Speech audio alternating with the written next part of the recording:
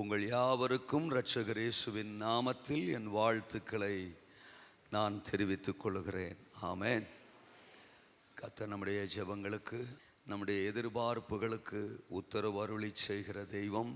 கர்த்தரிடத்தில் நீங்கள் வைக்கிற ஒவ்வொரு விண்ணப்பங்களுக்கும் அசாத்தியமான பதில்களை கொடுத்து உங்களை நன்மைகளால் நிரப்ப அவர் போதுமானவராய் இருக்கிறார். ஆமென். இந்த நல்ல நாளிலும் கர்த்தர் நம்மோடு கூட பேசும்படிக்கு ஆதியாகமம் 29வது அதிகாரம் அதனுடைய 31வது வசனம். லேயாள் அற்பமாய் எண்ணப்பட்டாள் என்று கர்த்தர் கண்டு அவள் கர்ப்பம் தரிக்கும்படி செய்தார். லேயாளின் சம்பவத்தை, சரித்திரத்தை நாம் நன்கு அறிவோம். லேயாளை மையமாக வைத்து சில காரியங்களை இன்றைக்கு பரிசுத்த ஆவியானவர் நம்மோடு பகிர்ந்து கொள்ள விரும்புகிறார். யாக்கோபு தேவனால் அழைக்கப்பட்ட ஒரு தேவ மனிதன். அசாத்தியமான தேவ திட்டத்திற்கென்று முன்குறிக்கப்பட்ட ஒரு பாத்திரம். தகப்பனுடைய வீட்டிலிருந்து ஆதியாகமத்தின் புத்தகம் 28வது அதிகாரத்தில் மாமா லாபானுடைய வீட்டிற்கு அவன் பிரயாணம் பண்ணி போகிறதை நாம் பார்க்கிறோம்.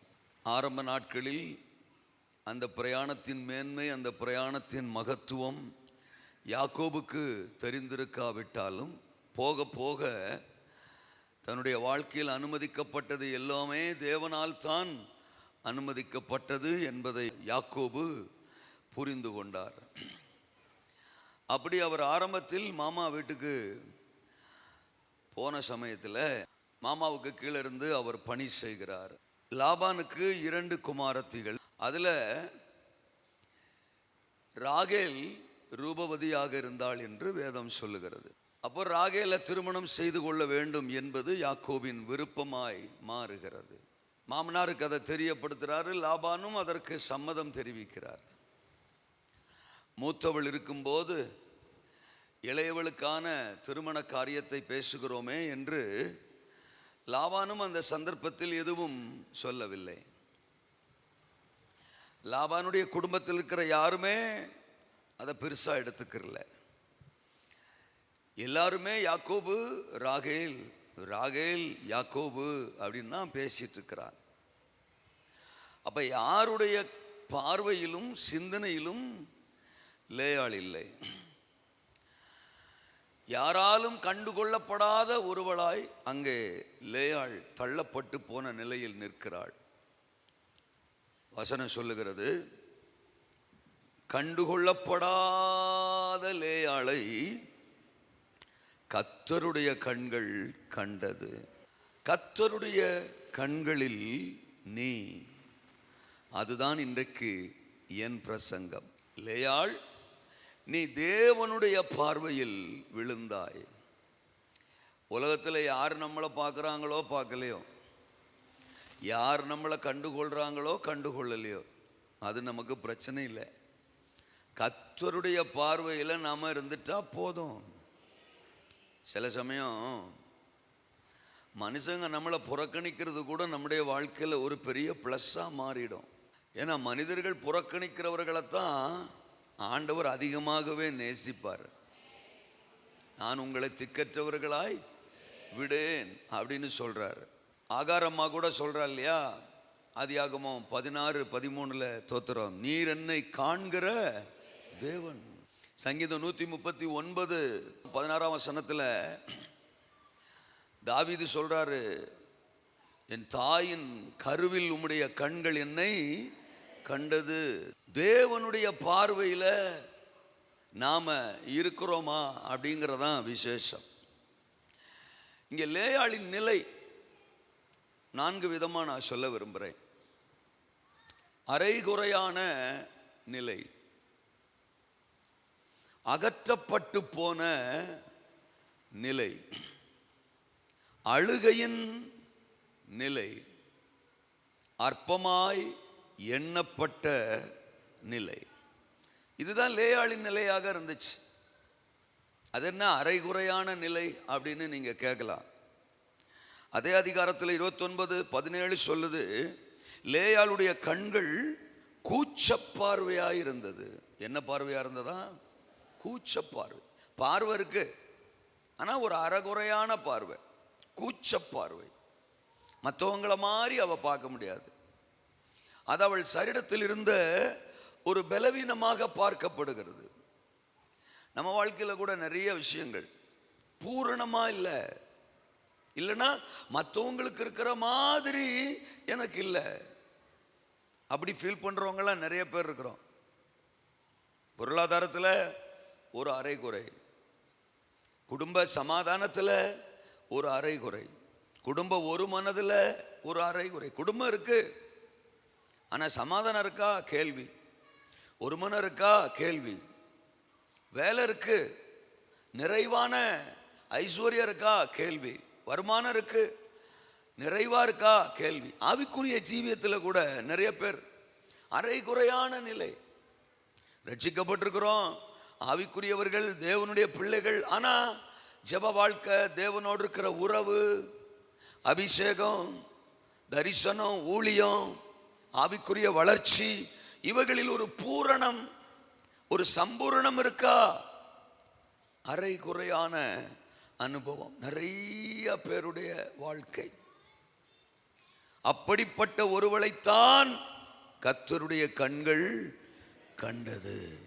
கர்த்தருடைய கண்கள் அரைகுறையான நிலையில் இருந்த, கூச்ச பார்வையோடு இருந்த, மற்றவர்களுக்கு இருந்த ஆசீர்வாதம் தனக்கில்லையே, மற்றவர்களோடு ஒப்பிடும்போது அவர்களைப் போல் தான் இல்லையே, அவர்களுக்கு இருப்பதைப் போல் தனக்கில்லையே என்கிற வேதனையோடு இருந்த ஒருவளைத்தான் கர்த்தருடைய கண்கள் கண்டது. இரண்டாவது நான் சொன்னேன், அகற்றப்பட்டு போன நிலை. யாக்கோபு வந்த உடனேயே ரிஜெக்ட் பண்ணிட்டார். யார? லேயாள் அம்மாவை. அவர் மைண்டில் லேயாள் சுத்தமா இல்லை. அவர் பார்வையெல்லாம் ராகேல் மேல தானே ஒழிய லேயாள் மேல அவர் கவனம் திரும்பவே இல்லை. சரி, அவர் தான் கேட்கிறாரு, அவங்க அப்பா பேச்சுக்காகிலும் சொல்லியிருக்கணும் இல்லையா? அதெல்லாம் இப்ப பேசக்கூடாதுப்பா, மூத்தவ இருக்கிறாப்பா, அவளுக்கு தெரிஞ்சுனா மனசுக்கு சங்கடமா இருக்கும்பா, அவ இருக்கும்போது நம்ம இவ கல்யாண பேச்ச என்ன செய்யக்கூடாது, பேசக்கூடாதுப்பா, பேசக்கூடாதுப்பா அப்படின்னு ஒரு பேச்சுக்காகிலும் லாபான் சொல்லியிருக்கணும். அதுக்கு என்ன ஏற்பாடு பண்ணிடுவோம் அப்படின்றாரு. அப்படின்னா ராகேலுக்காக 7 வருஷம் ஆடுமேன்னு சொல்றாருன்னா, அப்ப இந்த 7 வருஷமும் வீட்டில் என்ன பேச்சு இருந்திருக்கும்? யாக்கோபு ராகேலு, ராகேலு யாக்கோபு, இதே பேச்சாத்தான் இருந்திருக்கும். அப்ப ஒரு நாள் 2 நாள் வலி இல்லை, 7 வருஷ வலி. யாருக்கு? லேயாளுக்கு. அப்ப அப்பாவும் கண்டுக்கறல. அம்மா இருந்தாளா இல்லையா நமக்கு குறிப்பு இல்லை. ஒருவேளை இருந்திருந்தான்னா அவளும் கண்டுக்கறல. கூட பிறந்தவ ராகேலு அவளுக்கு ஒரே கும்மாளம் தான், தோத்துறான். ஏன்னா அவளுக்குள்ள கல்யாணம், வந்தாரு மாப்பிள்ளை, சிக்கினாரு, தோத்துறான். அதுவும் என்னத்தான் கேட்குறாரு, ஒத்த காலில் நிற்கிறாரு அப்படின்னு அவளுக்கு பெரிய சந்தோஷம். குறுக்க மறுக்க ஓடி இருப்பா, குதிச்சுக்கிட்டே ஓடி இருப்பா, தோத்துறான். ஆமாம், சிரிச்சுக்கிட்டே ஓடி இருப்பா. அப்போ ராகேல் சிந்தனையிலையும் லேயாள் இல்லை. எங்கள் அக்கா இருக்கும்போது இப்படிலாம் பேசலாமாப்பா, அவள் மனசு வேதனைப்படாதாப்பா, அவள் மனசு கலங்காதாப்பா அப்படின்னு ஒரு நாள் சொன்னாளா? சொல்லலையா அவ? ஆக மொத்தம் எல்லாராலும், இன்னும் சொல்லப்போனா அந்த ஃபங்க்ஷனுக்கு, அந்த விருந்துக்கு லாபான் எல்லாரையுமே கூடி வர பண்ணினானாம். 23ஆம் வசனம். லாபான் அவ்விடத்து மனிதர் எல்லாரையும் கூடி வர செய்து விருந்து பண்ணினான் அப்படின்னு பார்க்குறோம். அப்போ ஊரே வந்திருக்கு. அந்த ஊர்ல உறவுல ஒருத்தனாகிலும், ஏப்பா அந்த பொண்ணு எங்கப்பா, அந்த லேயாள் எங்கப்பா அப்படின்னு ஒருத்தன் கேட்டானா? கேட்கல. ஆக மொத்தம் எல்லாராலும் அகற்றப்பட்டு போனவள் தான் லேயாள். அப்பா கண்ணுல சிக்கிட்டா. யாரு கண்ணுலையும் சிக்காதவ, சிக்க வேண்டியவர் கண்ணுல சிக்கிட்டா. அதுதான் ஸ்பெஷலு. நம்மளை எவன் பார்த்தா என்ன, பார்க்கலாட்ட என்ன, மனுஷன் விசாரிச்சா என்ன, விசாரிக்கலான்னு என்ன. ஒரு காலத்துலலாம் ராகேல்கிட்ட லேயாள் அம்மா சொல்லியிருப்பா, என்ன பார்க்க வேண்டியவர் பார்த்துட்டாருடி, 7 வருஷமா என்ன கண்டுக்கிட்டியா நீ, இங்கிட்டு ஓடுனா அங்கிட்டு ஓடுனா, குதிச்ச கும்மாளம் போட்ட, நானும் இந்த வீட்டில் தானடி இருந்தேன், ஒரு நாள் என் பக்கம் திரும்பினியா நீ, என்னை விசாரிச்சிருப்பியா நீ, ஆறுதலுக்கு ஒரு வார்த்தை சொல்லியிருப்பியா நீ, அப்படித்தானே நீயும் அவங்களோட சேர்ந்து குதிச்ச, அத்தான் என்னை பார்க்கலனா என்ன, அப்பா என்னை பார்த்துட்டார் போடி.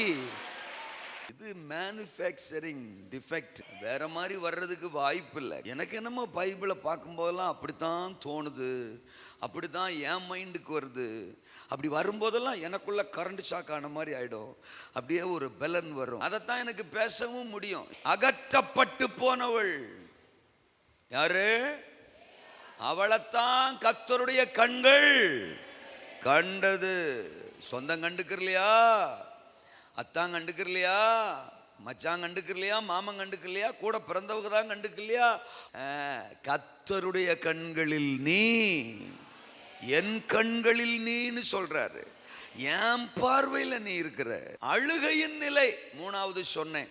இதெல்லாம் நடக்கும்போது அவ அழாம இருந்திருப்பாளா? அழாம இருந்திருப்பாளா? தோத்துறோம். ஆனா பெரிய கொடுமை என்ன தெரியுமா? லேயாளுக்கு அழுக வரும், ஆனா அழ முடியாது. அழுக வரும், ஆனா அழ முடியாது, அழுதுற கூடாது. ஏன் நமக்கு தெரியாதா? தோத்துறான். ஊரே சொல்லிடும், ஊரே சொல்லிடும் நீ நல்லா இருப்பியா? தோத்துறான். அவளுக்கு ஒரு வாழ்க்கை அமைஞ்சிருச்சுன்னு உனக்கு பொறாம, தோத்துறான். உனக்கு வைத்தறிச்ச அழுறா வரு, மூஞ்சிய 3.5 கிலோவுக்கு வச்சுக்கிட்டு, ஆமாம் வா அந்த மூளையில் போய் உக்காரு, தோத்துறான்.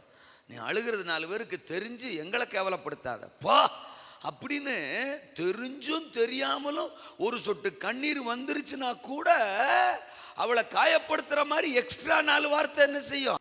நான் அடிக்கடி லேயாள் அம்மாவை தியானிப்பேன். தோத்துறான். அவ அழுகிறத விடுங்க, முகத்தை கூட கொஞ்சம் சோகமா என்ன செய்ய முடியாது, வைக்க முடியாது. என்ன என்ன அவளுக்கு அமைஞ்சிட்டுன்னு உனக்கு சோகமா? அதை கொஞ்சம் நீங்க யோசித்து பாருங்களேன், ஜீரணிக்கவே முடியாது. தோத்துறான். அவ என்னத்துக்கு சோகமா இருந்தாலும் இதைத்தான் சொல்லுவாங்க. அவ முகம் கொஞ்சம் வாடலா இருந்தாலும் இதைத்தான் காரணம், இதைத்தான் காரணம். உங்களுக்கு வேற எண்ணமே கிடையாதா? நான் எதுக்கு முகம் வாடலா இருந்தாலும் அதுதான் காரணமா? அப்படி ஒரு பரிதாபகரமான நிலை. 1 வருஷம் 2 வருஷம் இல்ல, 7 வருஷம். சில சமயம் அழணும்னாலே எந்திரிச்சு கதவை தாண்டி என்ன செய்யணும்? போகணும். உள்ள உட்காந்து அழ முடியாது. அழணுன்னா கூட அப்படி கதவை விட்டு வெளியில போய் அங்க 2 சொட்டு கண்ணீரை விட்டுட்டு நல்லா கச்சி பீச்சிப்பெல்லாம் தொடச்சிட்டு ஆமாம், எக்ஸ்ட்ரா கொஞ்சம் பவுடர் இருந்தால் கூட போட்டுட்டு அப்புறமா உள்ள வந்து ஐ ஆம் ஆல் ரைட் ஹல்லேலூயா ஆமென் அப்படின்னு நடிக்கணும். அந்த மாதிரி கொடுமை வலிக்கும், ஆனால் வலிக்காத மாதிரி நடிக்கணும். கண்ணீர் வரும், ஆனால் கண்ணீர் வராத மாதிரி இருக்கணும். அப்படிலாம் நிறைய அனுபவங்கள் நம்முடைய வாழ்க்கையில் வந்திருக்கும். குடும்பத்தில் நம்ம தான் முதல்ல ரட்சிக்கப்பட்டிருப்போம், நம்ம தான் தோத்துறோம் அவங்களுக்கு ரட்சிப்பை சொல்லி குடும்பத்தை கர்த்தருக்குள்ள வழி நடத்தியிருப்போம். அவங்களுக்கு முன்னாடி நம்ம சோர்ந்து போற மாதிரி தான் சூழ்நிலை வரும், ஆனாலும் சோர்ந்து போகாத மாதிரியே நடிக்கணும். ஏன்னா நாமளே சோர்ந்துட்டா நம்ம குடும்பம் சுத்தமா விழுந்துரும். அழணும்னு தோணும், நம்ம அழுதுட்டா நம்ம பிள்ளைங்க சோர்ந்துரும், தோத்துறோம். ஆமா, நம்ம ஒரு மாதிரி ஆயிட்டா நம்ம மூலம் ஆதாயப்படுத்தப்பட்ட நம்ம குடும்பம் ஒரு மாதிரி ஆயிடும். அப்போ தோத்துறோம். அழாத மாதிரியே சோகம் வராத மாதிரியே நடிக்கணும். பாருங்க லேயாளுடைய வேதனை. ஆமா, சும்மா நம்ம அப்படி ஒரு வசனத்துல படிச்சுட்டு போயிடுறோம், தோத்துறோம். 7 வருஷம் அழுகிறதுனா கூட ஏரியாவை தேடணும், தோத்துறோம். அழுகிறதுனா கூட எங்கேயாவது ஒரு இடம் கிடைக்குதான்னு பார்க்கணும். முகத்தை கூட கொஞ்சம் சோகமா வச்சிருக்க முடியாது. 7 வருஷமா அதை வாட்ச் பண்ணிருக்கிறாரு பாருங்க. ஐயோ, நான் இன்னைக்கு நிறைய பேச போறேன் லேயலம்மா பத்தி. 7 வருஷமும் அவளுடைய ஒவ்வொரு அசைவையும், அவளுடைய ஒவ்வொரு வேதனையும், அவளுடைய ஒவ்வொரு கண்ணீரையும் அங்கலாய்ப்பையும் அணு அணுவா பார்த்து அணு அணுவா கவனிச்சவர். ஐயோ, இன்னைக்கு நான் சொல்ல போறேன், அம்புட்டு ஆசீர்வாதங்களை அவ மேல ஊத்திட்டாரு. உங்களுடைய ஒரு சொட்டு கண்ணீர் கூட வீணா போகாது. அவர் சமூகத்தில் வடிக்கிற ஒரு துளி கண்ணீருக்கும் கணக்கு வச்சு நியாயம் செய்கிற கர்த்தர், அற்புதம் செய்கிற கர்த்தர். ஒருவேளை ஒரு சிலர் நிறைய பேர் சொல்லலாம், நான் ரொம்ப காலம் அழுதுட்டேன், என் அழுகைக்கு இன்னும் பலனே இல்லை, நான் நிறைய ஜெபம் பண்ணிட்டேன், நான் நிறைய புலம்பிட்டேன், ஆன்சர் இன்னும் வரல. ஆமா, இது லேயாளுக்கான நாள், தோத்திரம். லேயாளின் அழுகைக்கான நாள் இது. உங்களுக்கான நாள், உங்கள் கண்ணீருக்கான நாள். உங்கள் கண்ணீருக்கு தேவன் கணக்கு கொடுக்கும் நாள். உங்கள் புலம்பலுக்கு தேவன் புல் ஸ்டாப் வைக்கிற நாள். இன்றைக்கு நீங்கள் கர்த்தருடைய கண்களில் விழுந்தீர்கள். தேவனுடைய கண்கள் உங்களை உற்று பார்க்கிறது, உற்று கவனிக்கிறது. கர்த்தர் லேயாளை கண்டார், அவள் கர்ப்பம் தரிக்கும்படி செய்தார். இட்ஸ் த டைம் ஃபார் லேயாள். இது உங்களுக்கான நாள், உங்களுக்கான நேரம். அற்புதத்தின் கதவுகள் திறக்கப்படுகிறது, கர்ப்பத்தின் வாசல்கள் திறக்கப்படுகிறது, ஆசீர்வாதத்தின் வாசல்கள் திறக்கப்படுகிறது. நீங்கள் எதிர்பார்த்த நன்மைக்கான வாசல்கள் திறக்கப்படுகிறது. இந்த நாள் ஒருவேளை இதுவரைக்கும் அடைபட்டிருந்த கதவுகள் இன்றைக்கு திறக்கப்படுகிறது. இதுவரைக்கும் உங்களுக்கு முன்னால் அடைபட்டிருந்த அனைத்து கதவுகளும் இன்றைக்கு உங்களுக்காகவே திறக்கப்படுகிறது. அற்பமாய் எண்ணப்பட்ட நிலை, அல்லே சொல்லுங்க. இதெல்லாம் தாண்டி ஆண்டவரே சொல்றாரு, லேயாள் அற்பமாய் எண்ணப்பட்டாள் என்று கர்த்தர் என்ன செய்தாரா? கண்டார். அவளை ஒதுக்கி வச்சது மட்டும் இல்ல, குடும்பமே அவளை எப்படித்தான் பார்த்துருக்கு, அற்பமா பார்த்துருக்கு. அவ கூச்ச பார்வையா பிறந்ததுன்னா அவ குத்தமா? அவ சரீரத்தில் அப்படி ஒரு பலவீனம் இருக்கிறது அவ குத்தமா? பெத்தவக அடக்கம் எல்லாரும் சேர்ந்து அவளை அற்பமாகவே என்ன செஞ்சிருக்கிறாங்க? பார்த்துருக்கிறாங்க. அப்படிதான் வசனம் சொல்லுது. சில டைம் பாருங்களேன், மற்றவங்க யாரோ நம்மளை பற்றி என்ன வேணாலும் பேசிடலாம், நம்மளை என்ன வேணாலும் சொல்லிடலாம், நியாயம் தீர்த்திடலாம், குற்றப்படுத்திடலாம். ஆனால் நம்ம கூட பிறந்தவங்க, நம்மளை பெற்றவங்க, இல்லை நம்முடைய பிள்ளைக, இரத்த சம்பந்தப்பட்ட உறவுகள் கூட நம்மளை சில சமயம் அற்பமாய் பார்க்கும்போது, ஒதுக்கி வைக்கும்போது வர்ற அந்த வலி, வர்ற அந்த வேதனை இருக்கு, அதை கூட கர்த்தருடைய கண்கள் கண்டது. அரைகுறையான நிலையோ, அகற்றப்பட்டு போன நிலையோ, அழுகையின் நிலையோ, அற்பமா எண்ணப்பட்ட நிலையோ, ஆச்சரியமானவரின் கண்கள் உன்னை கண்டது. உங்கள் நிலையை கண்டது, உங்கள் வேதனைகளை கண்டது, உங்கள் கண்ணீரை கண்டது. கர்த்தர் லேயாளை கண்டதுனால லேயாளுக்கு என்ன செய்தார்? இன்றைக்கும் ஆண்டவருடைய கண்கள் உங்களை கண்டதினால உங்க வாழ்க்கையில கர்த்தர் என்ன செய்ய போறார், என்ன தர போறார் எல்லாம் நமக்கு தெரிஞ்சிருக்கிற சம்பவம் தான். ஆனா ஆவியானவருடைய ஒத்தாசையோடு அவர் சொல்ல சொன்னதை உங்களுக்கு நான் சொல்லுகிறேன். 5 விஷயங்களை சொல்ல போறேன். நம்பர் 1, ஆச்சரியமாய் யாக்கோபை தருவார். நம்பர் 2, அதிகமாய் சந்ததியை தருவார். ஸ்தோத்திரம். நம்பர் 3, ஆசாரியன் லேவியை தருவார். நம்பர் 4, அரசாளும் யூதாவை தருவார். நம்பர் 5, ஆத்தும ரட்சகர் தேவகுமாரனை தருவார். ஆண்டவர் கண்கள்ல நாம விழுந்ததுனால, ஆண்டவர் பார்வை நம்மேல இருக்கிறதுனால, செருபாவேலின் கரத்தில் இருக்கிற தூக்கு நூலை ஆண்டவருடைய கண்கள் உற்று கவனித்ததை போல இன்றைக்கு அவருடைய பார்வை நம்மேல விழுந்திருக்கிறதுனால, உலகம் நம்மளை அகற்றி போட்டாலும், நம்மளை அற்பமா எண்ணினாலும், நாம அழுது கொண்டே இருந்தாலும், அரைகுறையான அனுபவங்களில் தான் நம்முடைய ஆவிக்குரிய வாழ்க்கை தொடர்ந்தாலும், இன்றைக்கு கர்த்தர் சொல்றாரு, நீயே ஆச்சரியப்படுற மாதிரி ஒரு யாக்கோபை உனக்கு நான் தருவேன். ஆச்சரியமாய் யாக்கோப லேயாளுக்கு தந்தாரா? நம்ம அங்க என்ன படிக்கிறோம்? அந்த 29வது அதிகாரத்தில் 22ஆம் வசனத்திலிருந்து படிக்கிறோம் இல்லையா? லாபான் அவ்விடத்து மனிதர் எல்லாரையும் கூடி வர செய்து விருந்து பண்ணினான். அன்று இரவிலே அவன் தன் குமாரத்தி ஆகிய லேயாளை அழைத்து கொண்டு போய் அவனிடத்தில் விட்டான். அவளை அவன் சேர்ந்தான். 25ஆம் வசனம், காலையிலே இதோ அவள் லேயாள் என்று யாக்கோபு கண்டு லாபானை நோக்கி, ஏன் எனக்கு இப்படி செய்தீர்? ராகேலுக்காக அல்லவா உம்மிடத்தில் வேலை செய்தேன், பின்ன ஏன் எனக்கு வஞ்சகம் பண்ணினீர்? அதற்கு லாபான், மூத்தவள் இருக்க இளையவளை கொடுப்பது இவ்விடத்து வழக்கம். அது இப்பத்தான் எனக்கு தெரிஞ்சிச்சு, மூளை எனக்கு இப்பத்தான் வேலையே செஞ்சிச்சு. மருமகனே, என்ன நடந்துச்சுன்னு எனக்கே ஆச்சரியமாத்தான் இருக்கு. நேற்று வரைக்கும் நாம ராகேல் தான் பிளான் பண்ணிக்கிட்டு இருந்தோம். பத்திரிகையில் கூட ராகேல் பேரைத்தான் போட்டோம், தொத்துறோம். பந்தல்ல கூட ராகேலை பத்தின பேச்சு தான் இருந்துச்சு. அலங்காரம் கூட ராகேலுக்கு தான் பண்ணணும். ஆனா கடைசி நேரத்தில் என்ன நடந்துச்சு, ஏது நடந்துச்சுன்னே தெரியல. ஐயோ, எனக்கே ஆச்சரியமா இருக்குது. மருமகனே, உங்களுக்கு மட்டும் இல்ல, ஊருக்கே ஆச்சரியமா இருக்கு. ஐயோ, ஊருக்கு மட்டும் இல்ல, ராகேலுக்கு ஆச்சரியமா இருக்கு. 7 வருஷமா ஜிங்கிடி நவ இப்போ மூலையில உட்காந்து ஊளமுக்க வடிச்சுக்கிட்டு இருக்கா. தோத்துறோம்.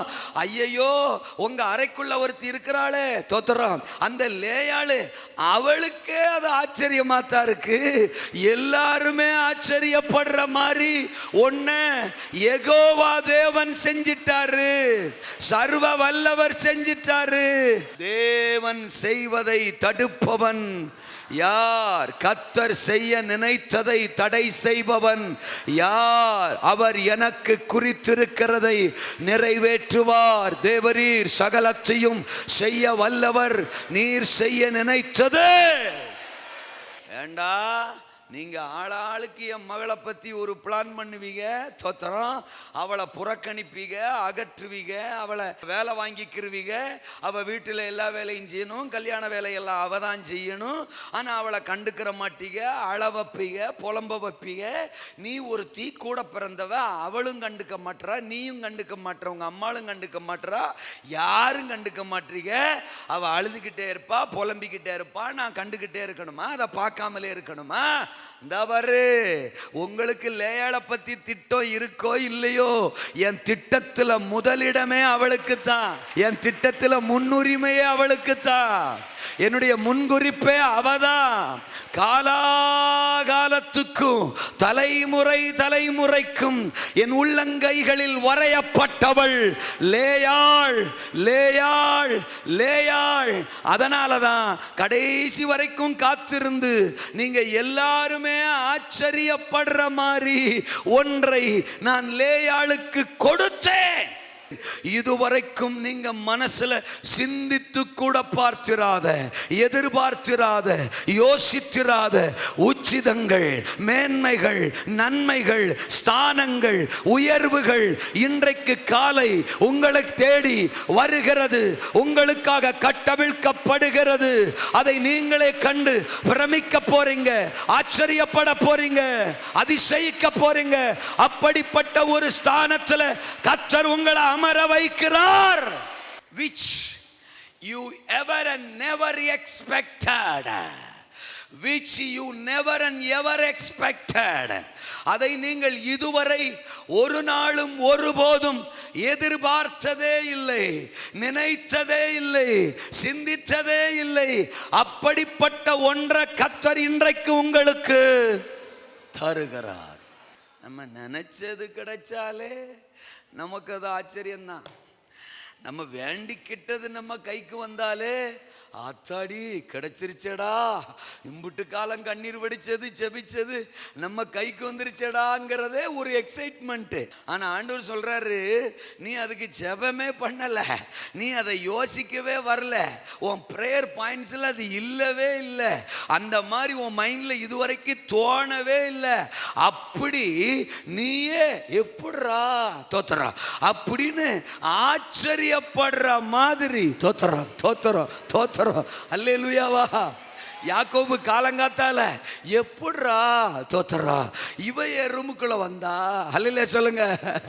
ஆமா, லாபான் சொல்றாரு, எப்படிரா நானே மைண்ட் மாறி இவளை உன் கையில பிடிச்சு கொடுத்தேன், தோத்துறான். ஆமேனா. ஊர் ஜனமெல்லாம் சொல்லியிருக்கோம், எப்படிரா நேற்று ராத்திரி வரைக்கும் ராகேல் ராகேல் தானடா பேசிக்கிட்டு இருந்தோம், எப்படிரா. அப்படித்தான் கர்த்தர் மைண்ட்ல நீங்க ஃபிக்ஸ் ஆயிட்டீங்கன்னா, கர்த்தர் பார்வையில நீங்க விழுந்துட்டீங்கன்னா, கர்த்தர் உங்களை பார்த்துட்டார்னா ஒரு பயலும் அவருடைய ஆசீர்வாதத்துக்கு குறுக்க நிற்க முடியாது, தட்டி தூக்கிடுவாரு. லேயாளே நான் நினைக்கிறேன் அவ சாகுற வரைக்கும் அந்த கதையை சொல்லிட்டே இருந்திருப்பா. நான் வெங்காயம் தான் நறுக்கிக்கிட்டு இருந்தேன், தோத்துறோம். நான் உருளைக்கிழங்குக்கு தோலைத்தான் உரிச்சுக்கிட்டு இருந்தேன், நான் முட்டைக்கு ஓட்டத்தான் பிரிச்சுக்கிட்டு இருந்தேன். திடீர்னு என்ன நடந்துச்சு ஏது நடந்துச்சுன்னு தெரியல, அவர் எனக்கு புருஷனாயிட்டாரு, நான் அவருக்கு மனைவி ஆயிட்டேன், கல்யாணம் எங்க ரெண்டு பேருக்கும் நடந்துட்டு கர்த்தர் அப்படி மாத்தி விட்டாருடி. உங்களுக்குரியவைகளை உங்களிடத்தில் கொடுக்கும்படி கர்த்தர் சிலரிடமிருந்து அதை இன்றைக்கு பறிக்கிறார், பறித்து உங்கள் கரத்தில் கொடுக்கிறார். ராகேலுக்கு தான் அப்படின்னு நியமிக்கப்பட்டிருந்ததை ராகேலின் கரத்தில் இருந்து பறித்து எடுத்து பிடுங்கி உங்கள் கரத்தில் இன்றைக்கு தருகிறார். நினைக்கிறதற்கும் வேண்டிக் கொள்ளுகிறதற்கும் அதிகமாய் கிரியை செய்கிறவர். நினைக்கிறத மட்டும் இல்ல, வேண்டிக் கொள்றத மட்டும் இல்ல, அதற்கும் அதிகமாய். அப்படின்னா நினைத்திராதது, அப்படின்னா வேண்டியிராதது, ஜெபித்திராதது, சிந்தித்திராதது, எதிர்பார்த்திராதது, அப்படிப்பட்டதை நம்முடைய கரங்களில் தருகிற கர்த்தர். அன்னாள் கேட்டாள், ஒரு ஆண் குழந்தை, 6 பிள்ளைகள் தேவன் கொடுத்தி. அவ விண்ணப்பம் எனக்கு ஒத்த பிள்ளை வேணும், அவ்வளவுதான். அது என் கூடவே இருக்கணும், என்னை அம்மா அம்மானு கூப்பிடணும், நான் அதுக்கு அன்றாயிரம் மாற்றிக்கிட்டே இருக்கணும், அதை தூக்கி தோளில் போட்டு கொஞ்சிக்கிட்டே இருக்கணும், அப்படின்லாம் எனக்கு எண்ணம் கிடையாது, ஆசை கிடையாது. எனக்கு ஒத்த பிள்ளைய கூட, அந்த பிள்ளைய நான் உமக்கே கொடுத்துட்றேன். இந்த மலடி மலடி மலடி மலடின்றாள்ல, ஆலயத்துக்கு போய் அவளுக்கு அற்புதம் நடக்கலை, ஆண்டவர் அவ ஜெபத்தை கேட்கல அப்படின்றாள்ல, அந்த பேச்சுக்கு ஒரு முற்றுப்புள்ளி வைக்கணும். அது ஒன்று தான் என் எண்ணம் அப்படின்னு தான் அவ எதிர்பார்த்தா. ஆனா எக்ஸ்ட்ரா 5 கொடுப்பார்னு அவ எதிர்பார்க்கவே இல்லை, அவ நினைக்கவே இல்லை. அப்படிப்பட்ட ஆச்சரியமான ஒன்றை அன்னாளுக்கு தந்தார். சாலமோன் கேட்டது ஞானம். நீர் கொடுத்த ஜனமே பெருசு, அவங்களை நடத்துறதுக்கு எனக்கு ஞானத்தை கொடுத்தா போதும். ஆனால் அவன் கேளாத, அவன் நினைத்திராத, அவன் ஜெபித்திராத ஐஸ்வர்யத்தையும் கனத்தையும் மகிமையையும் சாலமோனுக்கு கொடுத்தார். எனக்கு ஒரு சம்பவம் ரொம்ப பிடிக்கும். 2 ராஜாக்கள்ல 9ஆம் அதிகாரத்துக்கு நம்ம வந்தோம்னா 8ஆம் அதிகாரத்திலேயே ஒரு நிகழ்வு. என்ன நிகழ்வுனா, சீரிய ராணுவத்துக்கும் இஸ்ரவேலின் ராணுவத்துக்கும் ஒரு யுத்தம் நடக்கும்.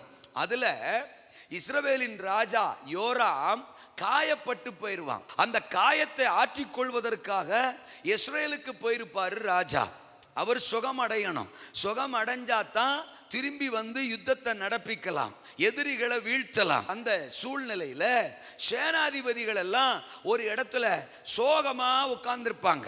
எதிரிகள் ஒரு பக்கம் நெருங்கி வந்துகிட்டு இருக்காங்களே, யுத்தம் பண்ணியே ஆகணுமே. யுத்தத்தை முன்னால நின்று நடத்துற ராஜா காயப்பட்டு போயிருக்கிறாரு. சுகமாயிருவாரா? எந்திரிச்சு வந்துருவாரா? பலன் கொன்றுவாரா? யுத்தம் நடந்துருமா? யுத்தத்தில் ஜெயம் கிடைச்சிருமா? இப்படின்னு பல குழப்பங்கள், பல பேச்சுவார்த்தைகள். அப்படியே சோகமா ஒரு இடத்துல உட்கார்ந்துருப்பாங்க.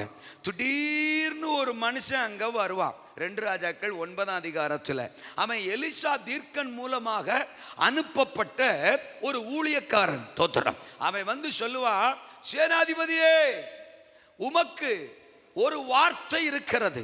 கர்த்தர் அந்த வார்த்தையை தந்து என்னை அனுப்பி இருக்கிறார், எழுந்து வாரும் அப்படின்னு கூப்பிடுவான். அவன் எங்கள் எல்லோருக்குள்ளும் யாருக்கு? தோத்துறான். உமக்குத்தான். தோத்துறான். எழுந்து வாரும் அப்படின்னு அந்த கூட்டத்தை விட்டு தனியா தூக்கிட்டு போயிடுவான். சோகமா உட்கார்ந்துருக்கிற கூட்டத்துக்கு நடுவுலையா உட்கார்ந்துருக்கிறீரு? இன்னும் கொஞ்ச நேரம் உட்கார்ந்துருந்தீர்னா செத்தே போயிருவீரு. தோத்துறோம். அதனால அந்த கூட்டத்தை விட்டு எந்திரிச்சு வெளியில வாரும்னு ஒரு தனியா அறை வீட்டுக்குள்ள ஆளை கொண்டு போய் தோத்துறோம் தைல குப்பியை உடைச்சி அவன் தலை மேல ஊத்துவான். அவனுக்கு நடக்கிறது ஒண்ணுமே புரியல. என்னடா என்ன மட்டும் தனியா கூட்டு வர்ற? இந்த அறை வீட்டுக்குள்ள தனியா எனக்கு என்னடா வேலை? எனக்கு மட்டும் என்ன வார்த்தை அப்படின்னு பொறும் பொறும் பொறும் அமைதியா இரும். தோத்துறான். அந்த தைல குப்பியை ஊத்திட்டு 6ஆம் வசனத்துல சொல்லுவான், இன்றைய தினம் கர்த்தர் உம்மை இஸ்ரவேலுக்கு ராஜாவாக அபிஷேகம் பண்ணினார். என்னது ராஜாவா? யார? என்னையவா? இன்னைக்கா? என்ன சொல்ற? ஆமா, இதுவரைக்கும் நீ சேனாதிபதி, இன்று முதல் நீ ராஜா. இன்று முதல் நீ ராஜா. உன் வட்டத்தை, உன் சூழ்நிலையை, உன் ஸ்தானத்தை கர்த்தர் மாற்றுகிறார்.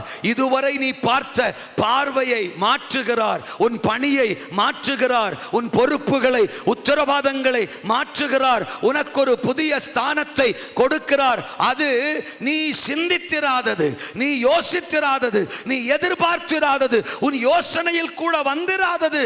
அப்படிப்பட்ட ஆச்சரியமூட்ட ஒன்றை இன்றைக்கு கர்த்தர் உனக்கு தருகிறார் என்று யெகூவை ஆச்சரியத்தில் ஆழ்த்தினவர் இன்றைக்கு என் பிரசங்கத்தை கேட்கிற உங்களை ஆச்சரியத்தில் ஆழ்த்துகிறார்.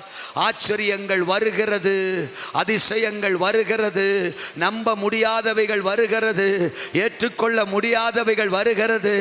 அதிசயங்கள் நடக்கிறது. உங்களை அதிசயங்களை காண பண்ணுகிறார். நம்மளை ஆச்சரியப்படுத்துறதுல அவருக்கு அப்படி ஒரு, அதனாலதான் 7:15 மீகால சொல்றாரு, உன்னை அதிசயங்களே திடீர்னு செய்வார். தோத்திரம். அப்படியே பரவசப்படுத்துவார். யோசிச்சு கூட பார்த்துறாது. ஏன்னா நீ அம்புட்டு அழுதுருக்க, நீ அவ்வளோ வேதனைப்பட்டிருக்க, நீ அவ்வளோ காயப்பட்டிருக்க, நீ அவ்வளோ புலம்பி இருக்க. மனிதர்களால தோத்திரம், சத்துருக்களால, உன்னை சூழ்ந்திருக்கிறவர்களால, சொந்தங்களால, சொந்த உறவுகளால, நண்பர்களால, எல்லாராலையும் ஒதுக்கப்பட்டிருக்கிற, புறக்கணிக்கப்பட்டிருக்கிற, புலம்பி இருக்கிற, அழுதிருக்கிற அத்தனையும் நான் பார்த்திருக்கிறேன். அதனால ஆச்சரியம், அதிசயம், நீயே பிரமிக்கிற மாதிரி. அப்ப ஆச்சரியமாய் யாக்கோபை தருவார். இதுவரை கல்யாணம் நடக்கலையா? ஆச்சரியமா நடக்க போகுது. இதுவரை கடன் அடையலையா? ஆச்சரியமா அடைய போகுது. இதுவரை புருஷன் ரட்சிக்கப்படலையா? ஆச்சரியமா ரட்சிக்கப்பட போறாரு. இதுவரை நீங்க நினைச்ச காரியம் எதுவுமே கைகூடி வரலையா? ஆச்சரியமாய் அது கைகூடி வருகிறது. கர்ப்பத்தின் கனியை இதுவரை நீங்கள் காணவில்லையா? ஆச்சரியமாய் அந்த கர்ப்பத்தின் கதவை கர்த்தர் திறக்கிறார். இரண்டாவது, அதிகமாய் சந்ததியை தருவார். எப்படி எப்படி? அதிகமாய். நான் படிக்கிறேன் 31. லேயாள் அற்பமாய் எண்ணப்பட்டாள் என்று கர்த்தர் கண்டு, 29-31 ஆதியாகமம், அவள் கர்ப்பம் தரிக்கும்படி செய்தார். 32 வசனம், லேயாள் கர்ப்பவதியாகி ஒரு குமாரனை பெற்று. 33 வசனம், மறுபடியும் அவள் கர்ப்பவதியாகி ஒரு குமாரனை பெற்று. 34 வசனம், பின்னும் அவள் கர்ப்பவதியாகி ஒரு குமாரனை பெற்று. 35 வசனம், மறுபடியும் அவள் கர்ப்பவதியாகி ஒரு குமாரனை பெற்று. 30ஆம் அதிகாரம் 17ஆம் வசனம், தேவன் லேயாளுக்கு செவி கொடுத்தார், அவள் கர்ப்பவதியாகி யாக்கோபுக்கு 5ஆம் குமாரனை பெற்றாள். 19ஆம் வசனம், அப்புறம் லேயாள் கர்ப்பவதியாகி யாக்கோபுக்கு 6ஆம் குமாரனை பெற்றாள். 21ஆம் வசனம், பின்பு அவள் ஒரு குமாரத்தியையும், மறுபடியும் கர்ப்பவதியாகி, பின்னும் கர்ப்பவதியாகி, மறுபடியும் கர்ப்பவதியாகி, அப்புறம் கர்ப்பவதியாகி, பின்பு கர்ப்பவதியாகி. இங்க பாருங்க, அதுக்கு பிறகு 7 வருஷம், அடுத்த 7 வருஷம் லேயாள் தான். ஏரியா பக்கம் வந்துடக்கூடாது ராகேல், கொன்னுடுவேன் கோதோலி நெரிச்சு, படி அந்த பக்கம். அவர் எனக்குத்தான், அவர் எனக்கு மட்டும்தான். 7 வருஷம் நீ என்னை காயப்படுத்தியிருப்பினா, துன்பத்தையும் துக்கத்தையும் கண்ட நாட்களுக்கு சரியாய் அடுத்த 7 வருஷம் ராகேல் அப்படியே போயிருப்பா. போற வழியில யாக்கோப அப்படி பார்த்துட்டு மிஸ் ஆயிட்ட. லேயாளை பார்த்திருப்பா, மிஸ்ஸஸ் ஆயிட்டாளே. என்ன பார்வை, ஓடி போயிரு, என்ன 1.5 கண்ணினில உன்னை 3/4 கண்ணி ஆக்கிடுவேன், ஓடிறாங்கிட்டு கண்ணு மொழிய நோண்டிடுவேன். கர்த்தர் தேசங்களின் நடுவில் சபை அப்படி வைக்க போறாரு. சபையை அற்பமா பார்த்தவன், அற்பமா எண்ணவன், அற்பமா சிரிச்சவன் கண்ணுக்கு முன்னால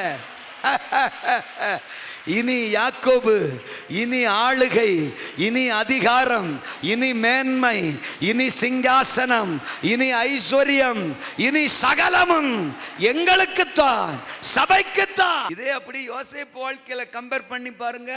ஜெயில கிடந்தப்போ அவனை எல்லா பேரும் ஒரு சைஸாவே பேசியிருப்பான். நான் வரந்தோ அவன் தான், அவன் தான் ஆளு சகப்பா இருக்கான் பாரு, அவன் தான் தோத்துறான். ஆளு சகப்பா இருக்கான், அதனாலதான் சேட்டை பண்ணியிருக்கான். அவன் பண்ணல சேட்டை, சேட்டை கிளவி பண்ணான். அல்ல சொல்லுங்க அப்பா. ஆமா, போத்தி பாரு மனைவி தான் அவ பண்ண சேட்டை. ஆனா இப்ப சேட்டை யார் மேல விழுந்துட்டு? யோசேப்பு மேல. சகப்பா இருக்கான், அதனாலதான் சேட்டை பண்ணியிருக்கான். தோத்துறோம்.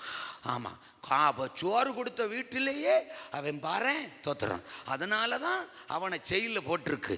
அப்படின்னு அவன் உடம்பு கூசுற மாதிரி, அவன் மனசெல்லாம் கூசுற மாதிரி, வலிக்கிற மாதிரி அவனை அவ்வளவு குறை சொல்லி, குற்றப்படுத்தி, நையாண்டி பண்ணி, ஏளனம் பண்ணி எல்லா பேரும் பேசியிருப்பான். இப்ப சிங்காசனத்தில் வந்து உட்கார வச்சுட்டாரு பாரு.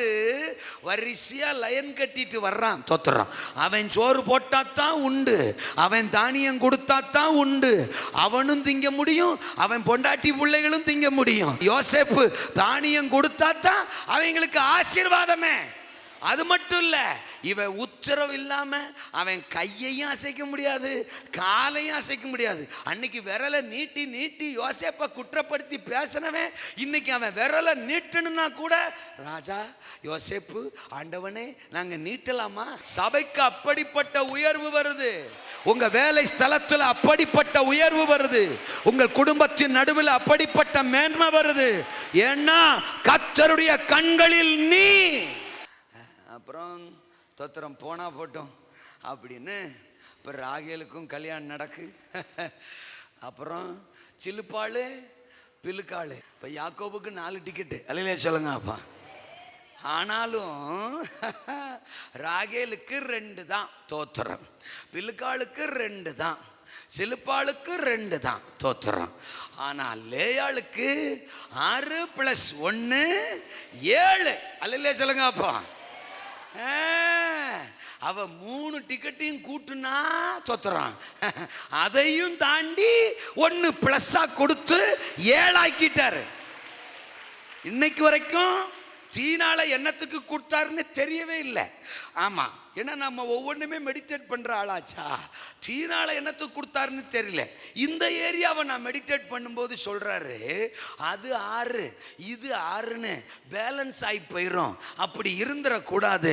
தராசுல தோத்துறான், லேயாள் தான் உயர்ந்து இருக்கணும், அதனால அவ தான் வெயிட்டா இருக்கணும். அதனால ஒரு எக்ஸ்ட்ரா 12 கோத்திரம் தான் இருக்கணும். வேற இன்னொரு ஆம்பளை பிள்ளைய கொடுத்தா சிக்கலாகி போயிடும். அதனால ஒரு எக்ஸ்ட்ரா ஃபிட்டிங்கா எண்ணிக்கையில ஒண்ணு ஏராளமா இருக்கணும்னு தீனால கொடுத்தேன்னு ஆண்டவர் எனக்கு சொன்னார். எதுலையுமே நான் ஒன்னத்தான் முதன்மையா நிறுத்துவேன், ஒன்னத்தான் பெருக பண்ணுவேன், உனக்கு தான் அதிகமா தருவேன். ஏரியாவில் ராகேல் இருக்கட்டும், ஏரியாவில் எத்தனை ஊழியங்கள் இருக்கட்டும், எத்தனை சபைகள் இருக்கட்டும், எத்தனை ஊழியர்கள் இருக்கட்டும், எத்தனை பில்கால் இருக்கட்டும், எத்தனை சில்கால் இருக்கட்டும், எத்தனை ராகேல் இருக்கட்டும், ஆனால் உனக்குத்தான் அதிகமான சந்ததிய, ஆத்துமாக்களை, பெருக்கத்தை, ஐஸ்வர்யத்தை, நன்மைய, கனத்தை, மகிமைய, உயர்வ தருவே. ஏனென்றால் என் கண்களில் நீ. நம்ம ஒரு ரிவெஞ்ச் பண்ற மாதிரியே இருக்க. நம்ம ஒண்ணும் பண்ண வேணாம், அவர் ரிவெஞ்ச்னு எந்திச்சாருன்னு வச்சுக்க, ஊரு தாங்காது, உலகம் தாங்காது, நகரம் தாங்காது, நரகமும் தாங்காது. அவர் இருக்கார் பாருங்க, நம்மளுக்காகவே நம்மளை ஆசீர்வதிப்பாரு. அது ஒரு விதம். நம்மளை பகைக்கிறவன், எதுக்கிறவன், நம்மளை கிண்டல் பண்றவன், கேலி பண்றவன், அற்பமா பேசுறவன், அவங்களுக்காகவே நம்மளை ஆசீர்வதிப்பாரு. அது வேற ரகம். நமக்காக நம்மளை ஆசீர்வதிப்பாருங்க, அது ஒரு ரகம். நீங்க யாக்கோபுக்கு வாங்கல, யாக்கோப 28 அதிகாரத்துல அவர் சந்திக்கிறாரு. பெத்தேல்ல வாக்குத்தத்தம் கொடுக்குறாரு. இந்த பயணத்தை குறித்து நீ ஒன்றும் கவலைப்படாத, பதறாத. தோத்திரம் 13ஆம் வசனத்திலிருந்து பேசுகிறாரு. நீ படுத்திருக்கிற பூமியை நான் உனக்கு, நீ வடக்க கிழக்க மேற்க தெற்க பரம்புவ. தோத்திரம் உன் சந்ததிக்குள்ள பூமியின் வம்சம் எல்லாம் ஆசீர்வதிக்கப்படும். நான் நீ போகிற இடத்துக்கு நானும் கூட வருவேன், உன்னை சுகமாக திரும்பி வர பண்ணுவேன், நான் உனக்கு சொன்னதை செய்யும் அளவும் கைவிட மாட்டேன். அப்படிலாம் ப்ராமிஸ் பண்ணி தான் அனுப்புவார். அதே மாதிரி அவனை ஆசீர்வதிப்பார். மாமனார் வீட்டிலேயே அவனை பலுகி என்ன செய்வார், பெருக பண்ணுவார். அதை நம்ம ஆதியாகமம் 30வது அதிகாரத்தின் கடைசி வசனம். இவ்விதமாய் அந்த புருஷன் மிகவும் விருத்தி அடைந்து திரளான ஆடுகளும் வேலைக்காரரும் ஒட்டகங்களும் கழுதைகளும் உடையவனானான். பெருக பண்ணிட்டார். இன்னொரு இடத்துல 32:10 வருவோமே, அப்போ கூட யாக்கோபு சொல்வார் 32:10, தேவனே, அடியனுக்கு தேவரீர் காண்பித்த எல்லா தயவுக்கும் எல்லா சத்தியத்துக்கும் நான் எவ்வளவு வேணும், நான் கோலும் கையுமா இந்த யோர்தானை கடந்து போனேன். இப்பொழுது இவ்விரண்டு பரிவாரங்களை ஆண்டவரே நான் அனாதை மாதிரி போனேன்ப்பா, ஆனால் இப்போ என்ன 2 பரிவாரங்கள் உடையவனாக்கிட்டீங்கப்பா அப்படின்னு சந்தோஷப்படுவார். ஆண்டவருக்கு நன்றி சொல்லுவார். யாரு? யாக்கோபு. இதுக்கு பிறகு 34 அதிகாரத்தில் ஒரு பிரச்சனை வரும். அந்த பிரச்சனை தீனாள் மூலமாக வரும். தோத்திரம் அந்த பிரச்சனைக்கே பிறந்திருப்பா போல தெரியுது. தோத்திரம் தீனாள் மூலமாக வரும். ஏன்னா அவளை பற்றி அங்கே தான் சம்பவம் எழுதியிருக்கு. தோத்திரம் ஆமாம். அந்த சீகேம்ங்கிறவன் அவளை கல்யாணம் பண்ணணுமா, அப்புறம் விருத்த சேதனம் பண்ணிக்கலாம்பா. காதல் முத்தி போன உடனே விருத்த சேதனம் பண்ணிக்கலாம்பா. அல்லே சொல்லுங்க அப்பா. ஆமாம். ஆனால் லேவிக்கும் சிமியோனுக்கும் அது ஒத்து போகாது. ஏல இவன் கல்யாணத்துக்காக ஞானசானம் எடுக்கிற குறிப்பிடோய். தோத்துறான். இவன் கல்யாணத்துக்காக வேண்டி இப்போ காதல் முத்தி போய் விருத்திசேனம் பண்ணணும்ன்றான். இவங்களை விடக்கூடாதுன்னு சொல்லி ஆண் மக்களை எல்லாம் கொன்று போட்டுருவாங்க. அப்போது 30ஆம் வசனத்தில் 34:30 யாக்கோபு ரொம்ப பதறிடுவார். ஆமாம், என் வாசனையை நீங்கள் இந்த பிரஜாதிகள் மத்தியில், கானானியர்கள் மத்தியில் என் வாசனையை நீங்கள் கெடுத்துட்டீங்க, என்னை கலங்க பண்ணினீர்கள். நான் கொஞ்ச ஜனம் உள்ளவன், அவர்கள் எனக்கு விரோதமாய் கூட்டம் கூடி நானும் என் குடும்பமும் அழியும்படி என்ன செய்வார்களே, வெட்டி போடுவார்களே. அப்படின்னா என்ன அர்த்தம்? இதுக்கப்புறம் எப்படி நம்ம டிராவல் பண்ண போகிறோம், நம்ம குடும்பம் எப்படி இருக்க போகுது, நம்மளை அழிச்சிருவாங்களே, நம்ம குடும்பமாக செத்து போக போகிறோம், எதிரிகள் எழும்பி நம்மளை கொன்னுடுவாங்களே அப்படின்னு யாக்கோபு புலம்புறாரு. இவன் புலம்புன உடனே 35:1 ஆண்டவர் வந்துடுவார். தோத்துறான். என்ன புலம்புற? ஒரே புலம்பலாவே இருக்க. தோத்துறேன். கிளம்பு, எழும்பு, குளி, எல்லாரையும் குளிக்க வை, தோத்திரம் பவுடர் போடு. தோத்துறான். பெத்தேலுக்கு வா, என் பிரசன்னத்துக்கு வா, என் சமூகத்துக்கு வா. வர சொல்லிட்டு சொல்லுவார் 11ஆம் வசனத்துல, அவனை நோக்கி, நான் சர்வ வல்லமையுள்ள தேவன், நீ பலுகி பெருகுவாயாக. கவனிங்க, அப்ப ஏற்கனவே யாக்கோபு பெருகலையா? 30 அதிகாரத்தின் கடைசி வசனம் 32:10 அங்க நம்ம படிச்சோம்ல. அங்கேயே அவர் சொல்றாரு, நான் 2 பரிவாரங்களுடையவன் ஆயிட்டேன்றாரு. திரளான ஆடுகள், வேலைக்காரர்கள், வேலைக்காரிகள் அவருக்கு இருந்ததா பைபிள் சொல்லுது. அப்படின்னா ஏற்கனவே யாக்கோபு பெருகித்தான் இருக்கிறாரு. அது யாக்கோபுக்காகவே தேவன் யாக்கோபுக்கு கொடுத்த பெருக்கம். இப்ப எதிரிகள் விரோதமா வர்றான், இவனை அழிச்சிருவான், தொத்துறோம், இவன் குடும்பத்தை அழிச்சிருவான், இவன் சந்ததியை அழிச்சிருவான் அப்படின்னு சொன்ன உடனே அப்படியா அவன் உனக்கு விரோதமா எழும்பி உன்னை அழிச்சிருவான். நீ கொஞ்ச ஜனம், அவன் பெருங்கூட்டம், பெருஞ்சனம்.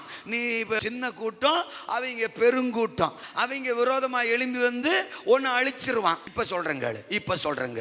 ஏற்கனவே 28 அதிகாரத்தில் சொன்னது உனக்காக சொன்னேன், உன்னை பெருக பண்ணுவேன்னு உனக்காக சொன்னேன். உன் மேல வச்சிருந்த லவ், அன்பு, அதுக்காக சொன்னேன். இப்ப சொல்றேன், அவன் உன்னை விரோதிக்கிறான், உனக்கு விரோதமா எழும்புறான், உன்னை அழிக்கணும்னு பிளான் பண்றான்னு சொல்றீல, அதுக்காக சொல்றேன்.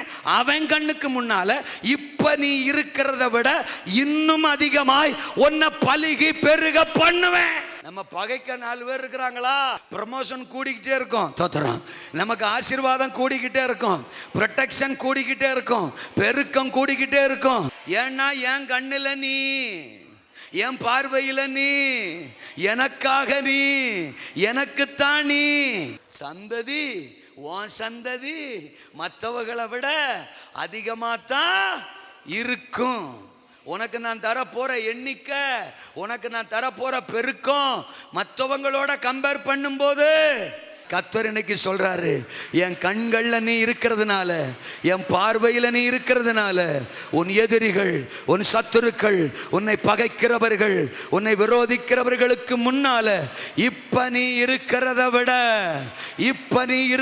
விட அதிகமாய் பல ராகேல்களுக்கு முன்னால, பல பில்கால்கள், சில்பால்களுக்கு முன்னால உன் சந்ததியை நான் பெருக பண்ண போறேன். அப்போ ஆச்சரியமாய் யாக்கோபை தருவார், அதிகமாய் சந்ததியை தருவார். 3வது, ஆசாரியன் லேவியை தருவார். 29:34 வசனம். பின்னும் அவள் கர்ப்பவதியாகி ஒரு குமாரனை பெற்று என் புருஷனுக்கு 3 குமாரரை பெற்றபடியால் அவர் இப்போது என்னோட சேர்ந்திருப்பார் என்று சொல்லி அவனுக்கு 7 பிள்ளையில 6 ஆம்பளை பிள்ளை. அதிலும் தோத்திரம் மிக முக்கியமான, இஸ்ரவேலுக்கு அஸ்திவாரம் போன்ற, இஸ்ரவேலின் ஆசீர்வாதங்களுக்கு அஸ்திவாரம் போன்ற ஒரு லேவி கோத்திரத்தை யாருக்கு தான் கொடுத்தாரா? பாருங்க, இப்ப இஸ்ரவேல் தேசத்திலேயே பாதிக்கு மேல யாரு பிள்ளைகதான்? இஸ்ரவேல் தேசத்திலேயே பாதிக்கு மேல அது லேயாளுடைய பிள்ளைக தான். அதுலயும் பாருங்க, லேவி சம்திங் ஸ்பெஷல். லேவியை பத்தி நம்ம பலமுறை படிச்சிருக்கிறோம். ஆமா, பழைய ஏற்பாட்டு காலத்துல ரொம்ப முக்கியமான இடத்தை பிடிச்ச ஒரு சந்ததி லேவி கோத்திரம். எண்ணாமத்தின் புஸ்தகம் 1ஆம் அதிகாரம் 50ஆம் வசனம், எண்ணாமத்தின் புஸ்தகம் 3ஆம் அதிகாரம் 5ஆம் வசனத்திலிருந்து 55ஆம் வசனம், அந்த அதிகாரத்தின் கடைசி வசனங்கள் வரைக்கும் நாம குறிச்சு வச்சுக்கலாம். லேவி கோத்திரத்தை குறித்து தேவன் மோசையோட ஏராளமான விஷயங்களை பேசுறாரு. என் ஆசரிப்பு கூடாரத்துக்கு அவங்க தான் தேவை, என் ஆசரிப்பு கூடாரத்தின் பணிவிடைகளுக்கு அவர்கள் தான் தேவை. ஆரோன் அந்த சந்ததியில் இருக்கிறவன், அவன்தான் பிரதான ஆசாரியன், அவன்தான் ஜனங்களுக்காக பலி செலுத்துகிறவன், ஜனங்களுக்காக திறப்பிலே நிற்கிறவன். அந்த ஆரோனுக்கு பணிவிடை செய்கிறவர்கள் அதே லேவி கோத்திரத்தை சார்ந்தவர்கள். ஆசரிப்பு கூடாரத்தின் வாசஸ்தலத்தையும் அதன் பணிமுட்டுகளையும் சுமக்கிறவர்கள் அந்த லேவி கோத்திரத்தார். ஆசரிப்பு கூடாரத்தின் வாசஸ்தலத்தை சுற்றிலும் பாளையம் இறங்கி இருக்கிறவர்கள் அந்த லேவி கோத்திரத்தார் என்று அவ்வளவு மகிமையான உச்சிதமான பொறுப்புகளை, உத்தரவாதங்களை பெற்ற ஒரு சந்ததி லேயாளின் சந்ததி. அந்த லேயாள் லேயாளின் கர்ப்பத்துக்குள்ளதான் இந்த லேவிய கர்த்தர் வச்சிருந்தார். கர்த்தருடைய பார்வையில் நீங்க இருக்கிறதுனால உங்களுக்குள்ள ஒரு லேவிய கர்த்தர் வச்சிருக்கிறார். நீங்க யாத்ராமத்தின் புஸ்தகம் 32ஆம் அதிகாரத்துக்கு வந்தீங்கன்னா அந்த 32 அதிகாரத்துல ஒரு சம்பவம் நடக்கு. ஆரோன் ஒரு பொன் கன்று குட்டியை ரெடி பண்ணிடுறான். இஸ்ரவேல் மக்கள் எல்லாரும் அந்த விக்கிரகத்துக்கு முன்னால நின்று கர்த்தருடைய இருதயத்தை காயப்படுத்துறாங்க. அப்ப 26, 27, 28, 29 அந்த வசனங்களை படிச்சோம்னா மோசே கேட்கிறான், கர்த்தருடைய பட்சத்தில் நிற்கிறவர்கள் யார் அப்படின்னு கேட்டப்போ இந்த லேவி கோத்திரம் மட்டும் துண்டா தனியா வந்து நிப்பாங்க. எங்களுக்கு அவர்களோட பங்கு இல்ல, அவங்க கண்ணுக்குட்டியோட எங்களுக்கு பங்கு இல்ல, அந்த விக்கிரகத்தோட எங்களுக்கு பங்கு இல்ல, நாங்கள் அவர்களை போல கர்த்தரை காயப்படுத்துகிறவர்கள் அல்ல, அப்படிப்பட்ட ஒரு வாழ்வு எங்களுக்கு அவசியம் அல்ல. எங்களுக்கு தேவன் தான், அவர் வார்த்தை தான், அவர் நியாயப்பிரமாணம் தான், அவர் சத்தியம் தான், அவருக்காக வாழ்கிற வாழ்க்கை தான். நாங்கள் அவர் பட்சத்துல தான் நிற்போம், அவருக்காக நிற்போம் அப்படின்னு லேவியர்கள் தங்களை அர்ப்பணிக்கிறார்கள். மோசே சொல்லுவான், இன்றைக்கு நீங்கள் உங்களை கர்த்தருக்காக பிரதிஷ்டை பண்ணிக்கொள்ளுங்கள். பக்தி வைராக்கியத்தின் ஆவி, கர்த்தருடைய பட்சத்தில் நிற்கிற ஆவி, கர்த்தருக்காக வைராக்கியம் பாராட்டுகிற ஒரு ஆவிய கர்த்தர் உங்களுக்குள்ள பெருக பண்ண போகிறார். உங்க குடும்பத்துக்குள்ள பெருக பண்ண போகிறார். உங்க தனிப்பட்ட வாழ்க்கையில பெருக பண்ண போகிறார். இதுவரை இல்லாத ஒரு பக்தி, இதுவரை இல்லாத ஒரு வைராக்கியம், ஆண்டவருக்காக, ஆசரிப்பு கூடாரத்துக்காக, ஆலயத்துக்காக, ஆலயத்தின் பணிவிடைகளுக்காக, தேவனுடைய நாமத்தை அறிவிப்பதற்காக தேவன் உங்களை பிரித்தெடுக்கிறார். அப்படிப்பட்ட ஒரு ஆவிய, அப்படிப்பட்ட ஒரு அபிஷேகத்தை இன்றைக்கு உங்க மேல ஊற்ற விரும்புகிறார். மற்றவங்களுக்கும் உங்களுக்கும் ஒரு வித்தியாசத்தை காட்ட விரும்புகிறார். மற்ற ஆவிக்குரியவர்களுக்கும் உங்களுக்கும் ஒரு வித்தியாசத்தை காட்ட விரும்புகிறார். மற்ற சந்ததிக்கும் லேவிக்கும் ஒரு வித்தியாசத்தை காட்டின தெய்வம் இன்றைக்கு என் பிரசங்கத்தை கேட்கிற உங்களுடைய ஆவிக்குரிய வாழ்க்கையை விசேஷப்படுத்த, வித்தியாசப்படுத்த விரும்புகிறார். பக்தியின் ஆவி எழும்ப போகிறது. பக்தி வைராக்கியத்தின் ஆவி எழும்ப போகிறது. கர்த்தர் பட்சத்தில் நிற்கிற ஆவி எழும்ப போகிறது. பணிவிடை செய்கிற ஆவி எழும்ப போகிறது. ஆசரிப்பு கூடாரத்தின் வேலைகளுக்கு தங்களை அர்ப்பணிக்கிற ஆவி எழும்ப போகிறது. ஒரு லேவியின் ஆவி எழும்ப போகிறது. இன்றைக்கு ஆண்டவர் சொல்றார், இதுவரை ஊழியத்தை புறக்கணித்தவர்கள் இனி ஊழியத்தை விரும்பி செய்கிறவர்களாய் மாற போகிறார்கள். இதுவரை திறப்பிலே நிற்க, உபவாசித்து ஜெபிக்க, முழங்காலை முடக்க தங்களை அர்ப்பணிக்காதவர்கள் இன்று முதல் ஜெப ஆவி உள்ளவர்களாய், வைராக்கியத்தோடு ஜெபிக்கிறவர்களாய், உபவாசித்து மன்றாடுகிறவர்களாய், தேசத்திற்காக திறப்பிலே நிற்கிறவர்களாய், ஒரு ஆசாரியத்துவ ஆவி உள்ளவர்களாய் மாற போகிறார்கள். இன்றைக்கு இந்த லேயாளுக்குள், லேயாளாகிய உங்களுக்குள் ஒரு விசேஷித்த லேவியின் ஆவிய கர்த்தர் வைக்கிறார். லேயாளின் கர்ப்பத்துக்குள், லேயாளின் கர்ப்பத்துக்குள் லேவியை வைத்த கர்த்தர் உங்களுக்குள்ள, உங்க ஆவிக்குள்ள லேவியின் வைராக்கியத்தை வைக்க விரும்புகிறார். உங்க கண்ணுக்கு முன்னால மற்றவர்கள் கர்த்தரை காயப்படுத்தினாலும் நீங்க அவர்களோட கரம் கோர்க்காம கர்த்தர் பக்கமா நிக்கிற ஒரு ஆவி, மற்றவர்களை கண்டு இடறி போயிடாம, மற்றவர்களை காரணம் காட்டி அவங்களே கண்ணுக்குட்டியை அவங்க வணங்குறாங்களே, அவங்களே கண்ணுக்குட்டிக்கு முன்னால நிற்கிறா. ரூபன் நிற்கிறானே, தொத்தரம் சிமியோன் நிற்கிறானே, இசக்கார் நிற்கிறானே, செபுலோன் நிற்கிறானே, நம்ம சகோதரர்கள் 11 பேரும் நிற்கிறானே, ஏன் நாமளும் போய் அவங்களோட சேர்ந்து நிற்க கூடாதா அப்படின்னு லேவி நினைக்கல. எவன் கர்த்தரை துக்கப்படுத்தினாலும் சரி, நானும் என் குடும்பமும் கர்த்தருக்காக மட்டும்தான் வாழுவோம், கர்த்தரை மட்டும்தான் பிரியப்படுத்துவோம். நான் ஒரு ஸ்பெஷல் ஸ்பிரிட் பார்த்தீங்களா? எங்கேயோ இல்லை, அவனை சுற்றி நடக்குது அக்கிரமம், அவன் பக்கத்திலே நடக்குது, பாளையத்திலே நடக்குது. அவன் கூட பிறந்தவங்கெல்லாம் கர்த்தரை காயப்படுத்துறான். எல்லாரும், இன்னும் சொல்ல போனா சிலர் லேவியை ஃபோர்ஸ் பண்ணியிருப்பான், வாயா நீயும் வா, நாங்கள்லாம் போய் அந்த கண்ணுக்குட்டிக்கு முன்னாடி நிற்கிறோம், நீ மட்டும் என்ன வா அப்படின்னு கூப்பிட்டுருப்பான்.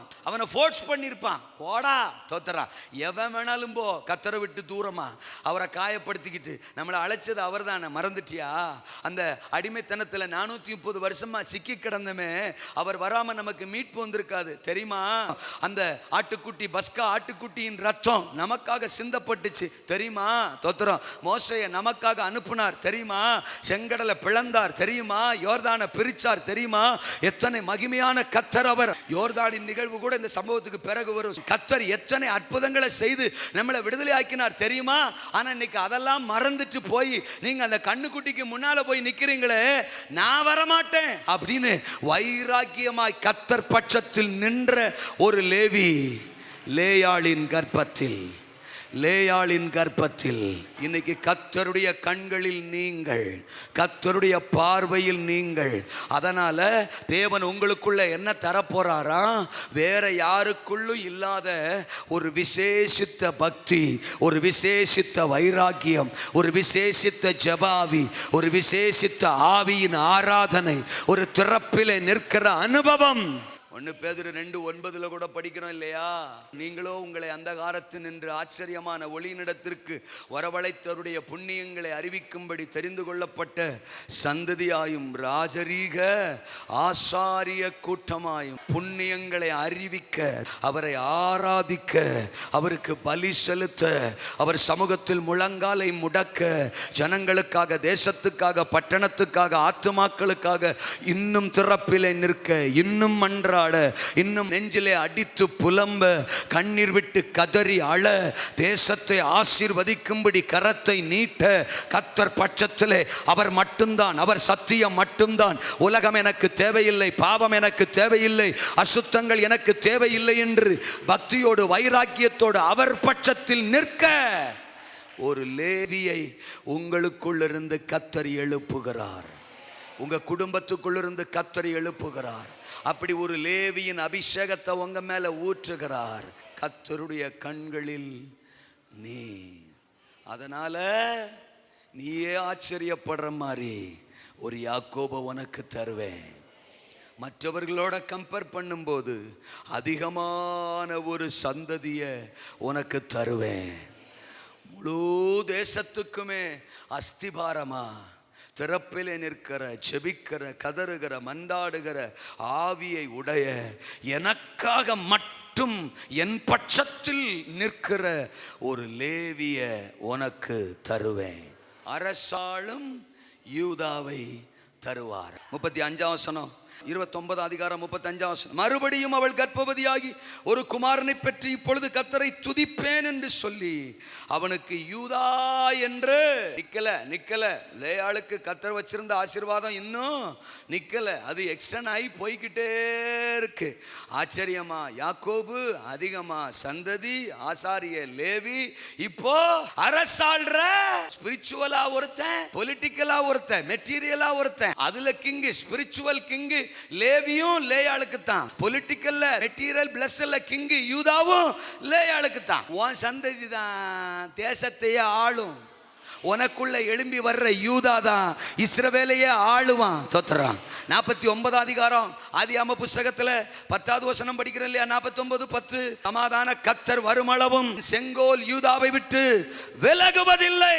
அரசாளுகிற யூதாவையும், அதிகாரமுள்ள யூதாவையும், எல்லாத்தையும் தன்னுடைய பாதத்திற்கு கீழ்ப்படுத்துகிற ஒரு யூதாவின் ஆவியையும் உனக்கு தான் தருவேன், உனக்குள்ளிருந்து வெளிப்பட பண்ணுவேன். இந்த குடும்பமே உன்னை புறக்கணிச்சுல, இந்த குடும்பமே உன்னை அற்பமா எண்ணிச்சுல, உன்னை எல்லாரும் அழ வச்சாங்கல்ல, மூலையில உட்கார்ந்து வேதனைப்பட்டில, இப்போ ஒட்டுமொத்த தேசத்தையுமே ஓம்புள்ளதான் ஆள போறான். உனக்குள்ளிருந்து வர்ற சந்ததி தான் ஆள போறான். ஆளுகையின் அதிகாரம், ஆளுகையின் ஆவிய. யூதாவை பத்தி சொல்லும்போது ஆண்டவர் எனக்கு ஒரு 3 விஷயத்தை சொல்ல சொன்னார். அனுப்புகிற யூதா, அடிப்பதில் முந்திக் கொள்ளும் யூதா, ஆளுகையின் யூதா. லேயாள் வயிற்றுக்குள்ள, லேயாள் கற்பத்துக்குள்ள இந்த 3 ஆசீர்வாதத்தை வச்சிருந்தாரா. முதல்ல சொல்றேன், அனுப்புகிற யூதா. அது என்ன அனுப்புகிற யூதா? யூதாவினுடைய ஒரு ஸ்பெஷாலிட்டி கவனிங்க. இது எங்க படிக்கிறோம்னா ஆதியாகம புஸ்தகம் 37ஆம் அதிகாரம். யோசேப்பு ஸ்டோரி நமக்கு தெரியும். அண்ணன்மாரெல்லாம் அவன் அண்ணன்மாரை பார்க்க வந்தப்போ குழியில தூக்கி போடுறான். அதுக்கப்புறம் அவனை கொன்றுலாம்னு யோசிக்கிறான். அந்த சமயத்தில் யூதா என்ன பண்றான்னா 37வது அதிகாரம் 26, 27 வசனங்களை நீங்க குறிச்சு வச்சுக்கோங்க. அதுல யூதா சொல்லுவான். என்ன சொல்லுவான்? எப்பா அவனை கொன்று அவன் ரத்தத்தை மறைக்கிறதுனால நமக்கு லாபம் என்ன? அடுத்த வசனம், இஸ்மவேலருக்கு அவன் நினைஞ்சிருவோம், விற்று போடுவோம், நமது கை அவன் மேல் படாதிருப்பதாக, அவன் நம்முடைய சகோதரனும் நம்முடைய மாம்சமுமாய். இப்ப இங்க இந்த விஷயத்துல என்ன புரியுதுன்னா, யோசேப்பு எகிப்துக்கு போகணும், அது தேவ திட்டமா இல்லையா? அவன் போய் பார்வோனுக்கு அடுத்த சீட்ல உட்காரணும், அது தேவ திட்டமா இல்லையா? பஞ்ச காலத்துல எல்லாருக்கும், குறிப்பா இஸ்ரவேலுக்கும் அவன் சோறு போடணும், இஸ்ரவேலை காக்கணும், அது தேவ திட்டமா இல்லையா? அப்ப அந்த தேவ திட்டம் நிறைவேறுகிற இடத்துக்கு யோசேப்பை அனுப்பி வைக்கிறதே யூதா தான். அவங்க எல்லாம் கொல்லணும்னு பிளான் பண்றான், குழியில போட்டணும் பிளான் பண்றான், கொல்லணும்னு பிளான் பண்றான். ஆனா அறிந்தோ அறியாமலோ தேவ திட்டம் நிறைவேறுகிற இடத்துக்கு, தேவனுடைய திட்டத்துக்காக, தேவனுடைய திட்டம் நிறைவேறுவதற்காக யோசேப்பை அனுப்புகிறவன் யூதா. அப்ப யூதா நமக்குள் அப்படின்னா அனுப்புகிற ஆவி நமக்குள். அநேகரை கர்த்தருக்காக எழுப்புகிற, அனுப்புகிற, உருவாக்குகிற, சுவிசேஷ பிரபல்யத்திற்காக, ஆத்தும ஆதாயத்திற்காக, தேசத்தை சுதந்தரிப்பதற்காக, தேவ திட்டத்தை நிறைவேற்றுவதற்காக அநேக ஆயிரங்களை அனுப்புகிற ஒரு அபிஷேகம். குடும்பத்துக்கு ஒரு ஆளை அனுப்புவான், வீட்டுக்கு ஒரு ஆளை அனுப்புவான். உங்களுக்குள்ள ஒரு யூதாவின் ஆவி. நீங்க ஒரு நபர்கிட்ட பேசுனீங்கன்னா அவங்க தேவ திட்டத்தை நிறைவேற ஆளா எழும்பிடுவாங்க. அவங்க குழிக்குள்ள கிடந்தாலும் அவங்கள தூக்கி தேவ திட்டத்துக்குன்னு அவங்கள கடத்திடுவீங்க, தேவ திட்டத்தை செய்யறதுக்குன்னு அவங்கள பாஸ் பண்ணி விட்டுருவீங்க. அவங்கள இருக்கிற இடத்திலிருந்து, அவங்க இருக்கிற வட்டத்துக்குள்ள இருந்து, இருக்கிற சூழலிலிருந்து தேவன் முன்குறித்திருக்கிற இடத்துக்கு அவங்கள பாஸ் பண்ணி விடுவீங்க. அந்த ஆவி. அவங்க ஒருவேளை சங்கடமான ஒரு வட்டத்துக்குள்ள இருக்கலாம், சோத்திரம், சாகர ஒரு வட்டத்துக்குள்ள கூட இருக்கலாம், சங்கடமான ஒரு வட்டத்துக்குள்ள இருக்கலாம். பட் நீங்க அங்க போய் நின்னீங்கன்னா, எக்ஸ்ட்ரா ஒரு குழியை தோண்டி அவங்கள புதைச்சிராம நீங்க அங்க போய் நின்னீங்க, அது உங்களுக்குள்ள இருக்கிற ஆவி. கர்த்தர் சொல்றாரு, நீங்க 2 வார்த்தை 3 வார்த்தை பேசுறீங்கன்னா அவன் தெளிவடைஞ்சிருவான். நான் இங்க இருக்கிற ஆள் கிடையாது, இங்க இருந்த நான் செத்து போயிருவேன். எனக்குன்னு ஒரு சிங்காசனத்தை கர்த்தர் வச்சிருக்கிறார், ஒரு வாழ்க்கையை கர்த்தர் வச்சிருக்கிறார், ஒரு எதிர்காலத்தை கர்த்தர் வச்சிருக்கிறார். இந்த அக்கா மூலம், இந்த அண்ணன் மூலம், இந்த பிரதர் மூலம், இந்த சிஸ்டர் மூலம் கர்த்தர் என் மனக்கண்ணை திறந்துட்டார், என்னை எழுப்பிட்டார், என்னை உருவாக்கிட்டார், என்னை அனுப்புகிறார் அப்படின்னு அவர்கள் பயணப்படுவார்கள். அவர்கள் பலன் கொடுக்கிறவர்களாய் மாறுவார்கள். யோசேப்பு எகிப்தில் போய் பலன் கொடுப்பதற்கு ஒரு விதத்தில் காரணம் யூதா. அனுப்புகிற யூதா, அடிப்பதில் அல்லது அழிப்பதில் முந்திக் கொள்ளுகிற யூதா அப்படின்னு சொன்னேன். அதை நம்ம எங்க படிக்கிறோம்? நியாயாதிபதிகள் 1ஆம் அதிகாரம். யோசுவா மரிச்சிட்டார், இன்னும் கானானியர்கள் இருக்கிறாங்க, அவர்களை வீழ்த்தணும், அவர்களோட யுத்தம் பண்ணணும், அவர்களை மேற்கொண்டு ஜெயத்தை பெற்று தேசத்தை சுதந்தரிக்கணும். அப்போ இவங்க எல்லாம் போய், எல்லா கோத்திரமும் போய் ஆண்டவர்கிட்ட ஜெபம் பண்ணுவாங்க. முதல் வசனத்துல, ஆண்டவரே கானானியரோடு யுத்தம் பண்ண எங்களில் யார் தோத்திரம் முதல் எழுந்து புறப்பட வேண்டும். 2ஆம் வசனத்துல கர்த்தர் சொல்லுவார், யூதா எழுந்து புறப்பட கடவன். எதிரிகளை அடிப்பதற்கு, எதிரிகளை அழிப்பதற்கு முந்தி எழும்புகிறவன், முதலாவது எழும்புகிறவன், முதல்ல கை வைக்கிறவன் யூதா. நீங்க அதே அதிகாரத்தில் 5ஆம் வசனம், 6ஆம் வசனம், 7ஆம் வசனம் எல்லாம் படிச்சீங்கன்னா, பேசேக்கிலே அதோனி பேசேக்கை அவர்கள் கண்டார்கள். அதோனி பேசேக் அவன் 70 ராஜாக்களை அழிச்சவன், 70 ராஜாக்களை அழிச்சவன். அழிச்சதோடு மட்டும் இல்ல, அவங்க கை கால்களுடைய பெருவிரல்களை தரித்து போட்டவன், கை கால்களுடைய பெருவிரல்களை தரித்து போட்டவன். 7ஆம் வசனத்துல அது எழுதியிருக்கு. அவ்வளவு மோசமான அரக்க குணம் கொண்டவன் யாரு? அதோனி பேசு. யாராலையும் அழிக்க முடியாதவன், 70 பேராலையும் அழிக்க முடியாதவன், 70 பேரை அழிச்சவன், என்னை ஜெயிக்க யாராலையும் முடியாது அப்படின்னு சொன்னவன். அவனை ஏறி போய் அடிச்சு அவன் அந்த 70 ராஜாக்களுக்கு என்ன பண்ணானோ அதே மாதிரி அவனுடைய கை கால்களின் பெருவிரல்களை தரித்து போட்டவன் தான் யூதா. அப்படிப்பட்ட ஒரு ஆவியை உங்களுக்குள்ளிருந்து, உங்க குடும்பத்துக்குள்ளிருந்து, ஆவிக்குரிய வாழ்வுக்குள்ளிருந்து கர்த்தர் எழுப்ப விரும்புகிறார். சாத்தான் இன்னைக்கு பலரை சில சுபாவங்கள்ல வீழ்த்திடுறான். பெருமைங்கிற ஒரு சுபாவத்தை வச்சு ஆயிரக்கணக்கான வீழ்த்திடுறான். அந்த ஆயுதத்தை வச்சு பொய்யுங்கிற ஆயுதம் பல கோடிகள் அவுட்டு, காதல் ஆயுதம், இப்படி பல ஆயுதங்களை வச்சுக்கிட்டு ஆயிரங்கள் அவன் அவுட் பண்ணிக்கிட்டே இருக்கிறான். அதோனி பேசைக்கு மாதிரி. ஆமா, நிறைய பேருக்கு கையை காணும், காலை காணும், வாயை காணும், தோத்துறான். பார்க்குற கண்ணை காணும், தோத்துறான். செபிக்கிறதுக்கு அந்த ஆவியை காணும், தோத்துறான். பரிசுத்தத்தை காணும், அவன் தரிசனத்தை காணும். நிறைய பேரை அழிச்சிட்டான், தரிச்சு போட்டுட்டான். ஆனா அப்படிப்பட்ட பலரை அழிக்க துடிக்கிற அழிக்கிற அதோனி பேசேக்க எழும்பி அழிக்கிற அடிக்கிற ஒரு அபிஷேகம், ஒரு ஆவி எனக்குள்ள, நமக்குள்ள, நம்ம குடும்பத்துக்குள்ள இன்னும் ஒரு விசை கூட ஊற்ற விரும்புறார், ஊற்ற விரும்புறார், ஊற்ற விரும்புறார்.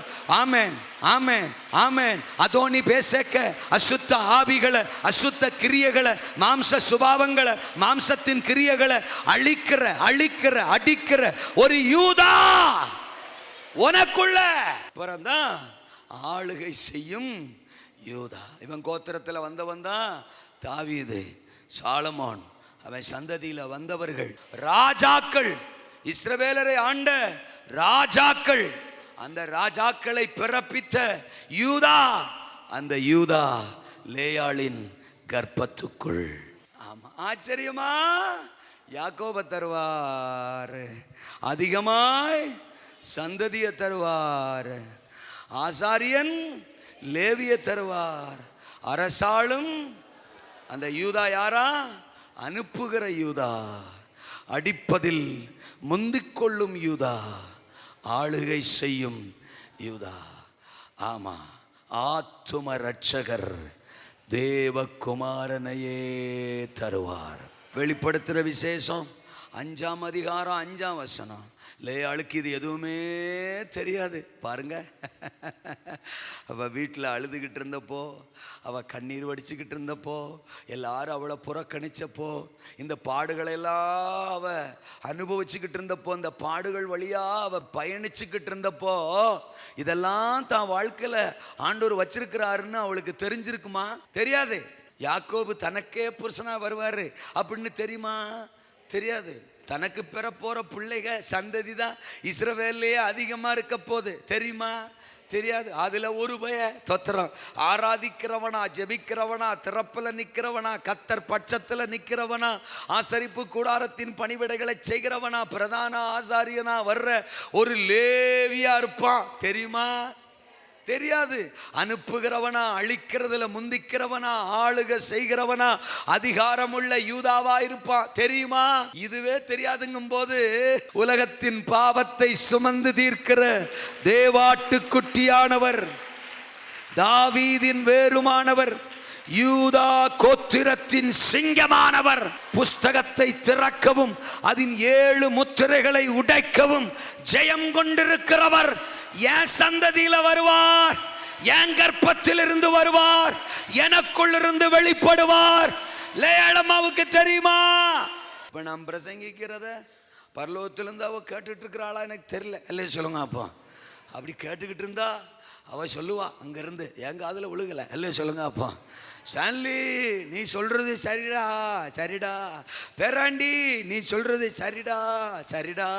இப்ப தெரியுதுரா நான் 1.5 கண்ணியா பிறந்தது நல்லதுரா. இப்ப தெரியுதுரா நான் பாடுகளை அனுபவிச்சது நல்லதுரா. எல்லாரும் என்ன அற்பமா பேசினது நல்லதுரா. நான் அகற்றப்பட்டவளா இருந்தது நல்லதுரா. அறகுறையா இருந்தது நல்லதுரா. அற்பமாய் எண்ணப்பட்டது நல்லதுரா. நான் வர்றேன். அல்லேலூயா சொல்லுங்க. அப்பா உன் கன்னத்துல ஒரு முத்தம் கொடுக்க நான் வருகிறேன். அல்லேலூயா சொல்லுங்க. அப்போ ஆமேனா? பரலோகத்தில் போய் பல ஆளை கட்டி பிடிச்சி முத்தம் கொடுக்கணும்னு எனக்கு ஒரு ஆசை. அல்லேலூயா சொல்லுங்க. அப்போ அதுல லேயாளம்மாவும் ஒருத்தி இம்புட்டு விஷயத்த உள்ள சமந்திருக்கா பாருங்க. ஆடாடாடாடாடாடா 7 வருஷம் அழுகைக்கே இம்புட்டு பலன்னா, எத்தனையோ வருஷம் அழுதுகிட்டு இருக்கிற உங்களுக்கு எவ்வளோ பெரிய பலனை அவர் வச்சிருக்கிறாரு. ஆடி கைய அல்லேலூயா சொல்லுங்க. ஆமென், ஆமென். உங்களுக்குள்ளிருந்து இரட்சகர் இயேசு நித்திய ஜீவன் வரங்கள், வல்லமை வெளிப்பட போகிறது. ஆமென். அன்னைக்கு இயேசுவின் நாட்கள்ல ஒரு சப்பானி தோத்துறான், எழும்புகிறான். மரித்த சடலங்கள் எழும்புகிறது. குஷ்டரோகி சொஸ்தமடைகிறான். அந்த கிறிஸ்துவுக்குள்ளிருந்து ஒரு வல்லமை வெளிப்பட்டுச்சு. இன்றைக்கு வரைக்கும் இயேசுவின் நாமத்துக்குள் இருந்து வல்லமை வெளிப்பட்டு கொண்டே இருக்கு. இந்த கிறிஸ்து தான் லேயாளின் கர்ப்பத்துக்குள்ளிருந்து வெளிப்பட்டவர். அப்ப ஆண்டவர் என்ன சொல்றாரு? உங்களுக்குள்ளிருந்து கிறிஸ்து வெளிப்பட போறாரு. ரட்சிப்பு வெளிப்பட போது, வல்லமை வெளிப்பட போது, அற்புதம் வெளிப்பட போது, அடையாளங்கள் வெளிப்பட போது, சப்பானிகளை எழுப்புகிற வல்லமை, குருடர்களுக்கு பார்வை கொடுக்கிற வல்லமை, ஊமையர்களை பேச வைக்கிற வல்லமை, மரித்த சடலங்களை உயிரோட எழுப்புகிற வல்லமை, தரித்திரர்களுக்கு சுவிசேஷத்தை அறிவிக்கிற வல்லமை, ஆயிரங்களை லட்சங்களை ரட்சிப்புக்குள்ள நடத்துகிற வல்லமை, பட்டணத்தை கர்த்தர் பக்கமா திருப்புகிற வல்லமை, எல்லா குடும்பங்களுக்குள்ளும் எல்லா தெருக்களுக்குள்ளும் இயேசு என்கிற பேரொளியை ஏற்றுகிற, ஓ ஜீசஸ், கொளுத்தி விடுகிற ஒரு வல்லமை. இப்போ நிறைய யோசிக்க வேணாம். லேயாள் கர்ப்பத்துக்குள்ள லேவியும் கிடக்கான், யூதாவும் கிடக்கான், இயேசுவும் கிடக்காரு. அல்ல சொல்லுங்க அப்போ. ஆமேனா? இப்போ அதை நம்ம இப்படி இமேஜின் பண்ணுவோமே, எனக்குள்ள லேவியும் இருக்காரு, யூதாவும் இருக்காரு, இயேசுவும் கிடக்காரு. சில தாய்மாருக சொல்லுவாங்க, தோத்துறோம், ஆமாம் என் பிள்ளை உள்ள உதைக்கான். அல்ல சொல்லுங்க அப்போ. உள்ள என்ன செய்கிறான்? உதைக்கான், பெறல்றான். தோத்துறான். இப்ப எல்லாம் அவன் உதைக்க ஆரம்பிச்சுட்டான். நான் இன்னைக்கு ஒன்று சொல்றேன், இயேசுவின் நாமத்தினால உங்களுக்குள்ள கிடக்கிற லேவி உங்களை உதைக்கட்டும். தோத்துறான். யூதா உங்களை உதைக்கட்டும். இயேசுநாதர் உங்களை உதைக்கட்டும். உள்ள கடந்து நீங்க பயப்படுறப்பெல்லாம் ஒரு உதை விழட்டும். நம்ம பயப்படுறப்போ, நம்ம பலவீனப்படுறப்போ, நம்ம சோகமா இருக்கிறப்போ, நம்ம மாம்சத்தின் பக்கம் திரும்புறப்போ, நம்ம உலகத்தின் பக்கம் திரும்புறப்போ, தேவனை துக்கப்படுத்துற நிகழ்வுகளுக்கு நம்முடைய கவனம் திருப்புறப்போ, லேவி ஒரு பக்கம் உள்ள இருந்து உதைக்கட்டும், யூதா ஒரு பக்கம் உதைக்கட்டும், இயேசு ஒரு பக்கம் உதைக்கட்டும். உதைக்க உதைக்க நாம சரியாவோம், உதைக்க உதைக்க நாம ரெடியாவோம், உதைக்க உதைக்க நாம பலன் கொள்வோம். லேவியையும் யூதாவையும் இயேசுநாதரையும் சுமக்கிற நீ மூக்க 3.5 கிலோவுக்கு வீங்க வச்சிருக்கலாமா? லேவியையும் யூதாவையும் இயேசுநாதரையும் சுமக்கிற நீ கர்த்தருக்கு ஸ்தோத்திரம், வாயிலிருந்து கெட்ட வார்த்தை பேசலாமா? பொய் பேசலாமா? இந்த உணர்வுகள் நம்மை கொல்லட்டும். அல்ல சொல்லுங்க அப்போ. சரிப்படுத்தட்டும்.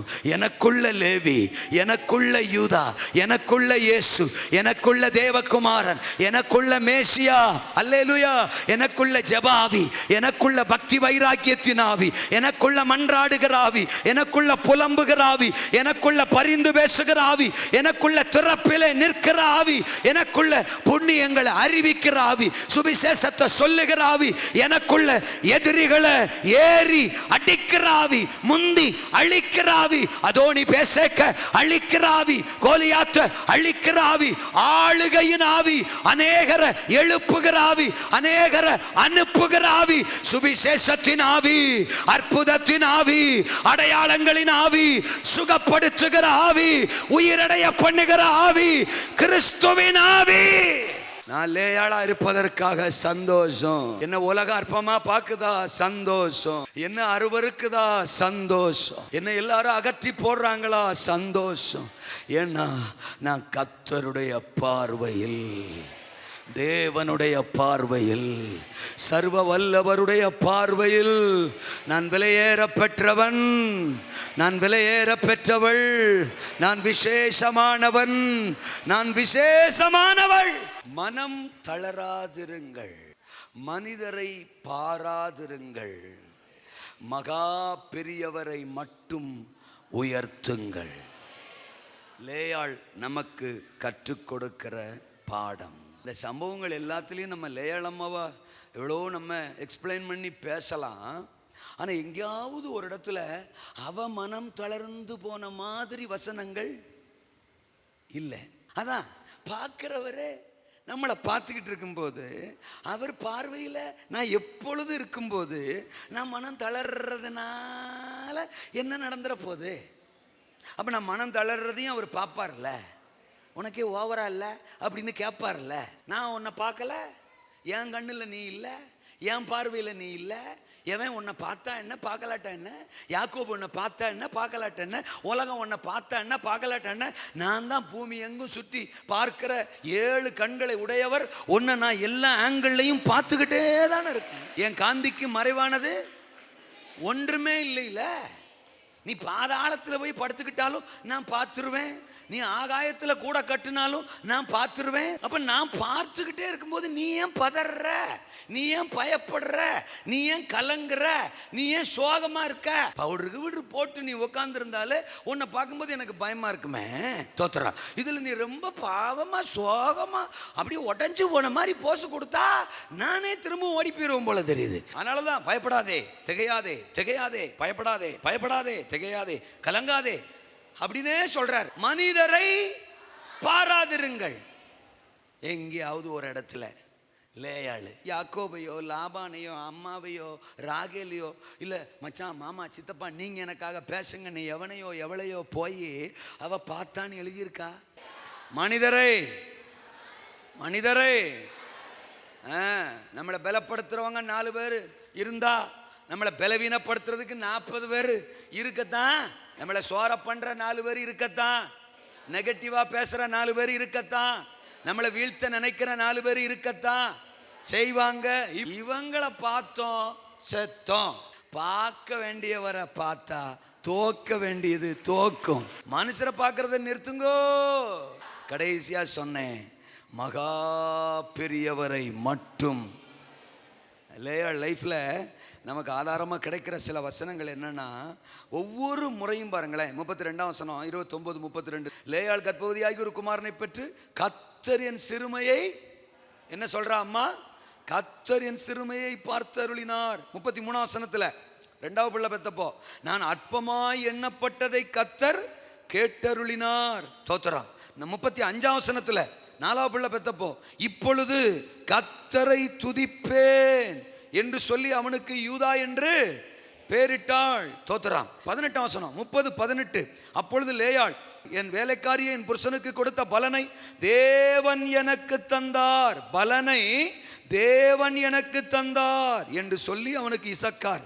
அப்புறம் 20ஆம் வசனம் அப்பொழுது லேயாள் தேவன் எனக்கு நல்ல ஈவை தந்தார். 17ஆம் வசனம் தேவன் லேயாளுக்கு செவி கொடுத்தார். அப்ப ஒவ்வொரு முறையும் தன்னுடைய வாழ்க்கையில தேவனை மட்டும் உயர்த்துகிற, பார்க்கிற, மகிமைப்படுத்துகிற, துதிக்கிற, கனம் பண்ணுகிற ஒரு சிறந்த நற்குணம் லேயாள் அம்மாட்ட. கர்த்தருடைய கண்கள் லேயாளை கண்டது. நாம் ஜெபிக்க போகிறோம். மனம் தளராதிருங்கள், மனிதரை பாராதிருங்கள், மகா பெரியவரை மட்டும் உயர்த்துங்கள், உயர்த்துங்கள்.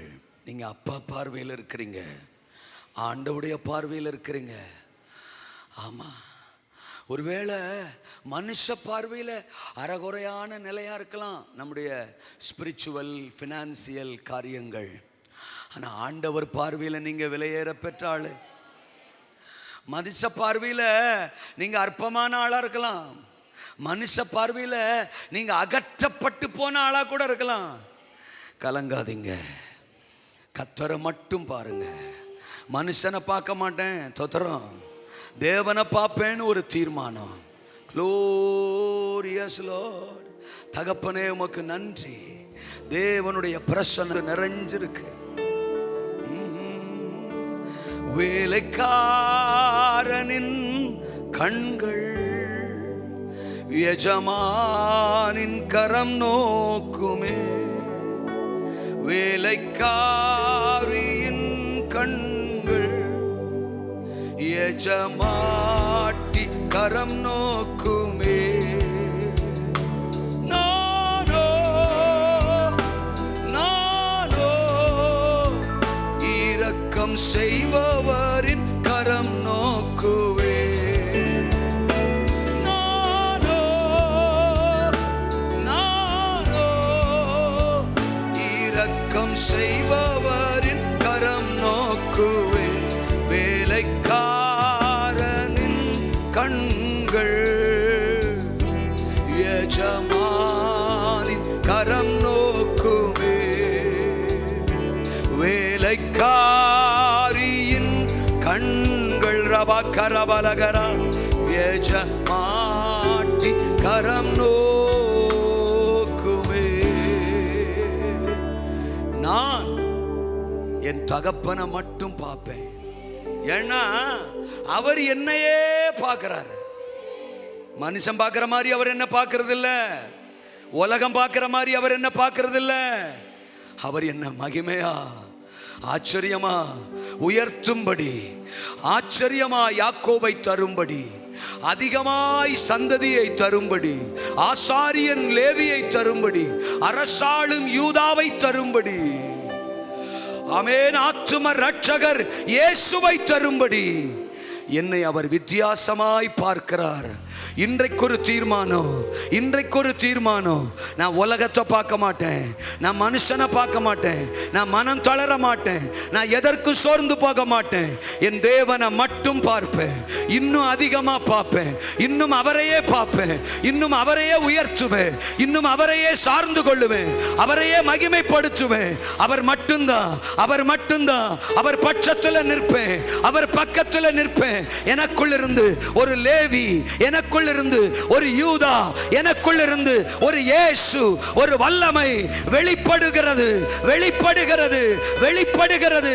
என்னை குறித்த அவருடைய திட்டங்கள் என் வாழ்க்கையில நிறைவேற போகிறது, நிறைவேற போகிறது. நான் சோர்வுக்கானவன் அல்ல, நான் சோர்ந்து போக வேண்டியவள் அல்ல. நான் பராக்கிரமத்தோடு பலங்கொண்டு எழும்புவே. எனக்குள் இருந்து இன்னும் ஜெப ஆவி வெளிப்படும், திறப்புல நிற்கிற ஆவி வெளிப்படும், பரிந்து பேசுகிற லேவி வெளிப்படுவான். புறப்பட்டு போய் சுவிசேஷத்தை அறிவிக்கிற ஆவி லேவி வெளிப்படுவான். அந்தகாரங்களை அழிக்கிற யூதா எனக்குள் இருந்து வெளிப்படுவான். அதோனி பேசக்குகளை அழிக்கிற ஆவி யூதா வெளிப்படுவான். ரட்சகர் வெளிப்படுவார். ரட்சிப்பு எனக்குள் இருந்து வெளிப்படும், வெளிப்படும், வெளிப்படும். என் பாத்திரத்தை கர்த்தர் நிரப்புறார், நிரப்புறார், நிரப்புறார். எஸ், எனக்கான கதவுகளை திறக்கிறார். என் கர்ப்பத்தை ஆசீர்வதிக்கிறார், என் குடும்பத்தை ஆசீர்வதிக்கிறார், என் ஆவிக்குரிய வாழ்க்கையை ஆசீர்வதிக்கிறார். ரிபா பாபா ராபா தாலா காபா ரா.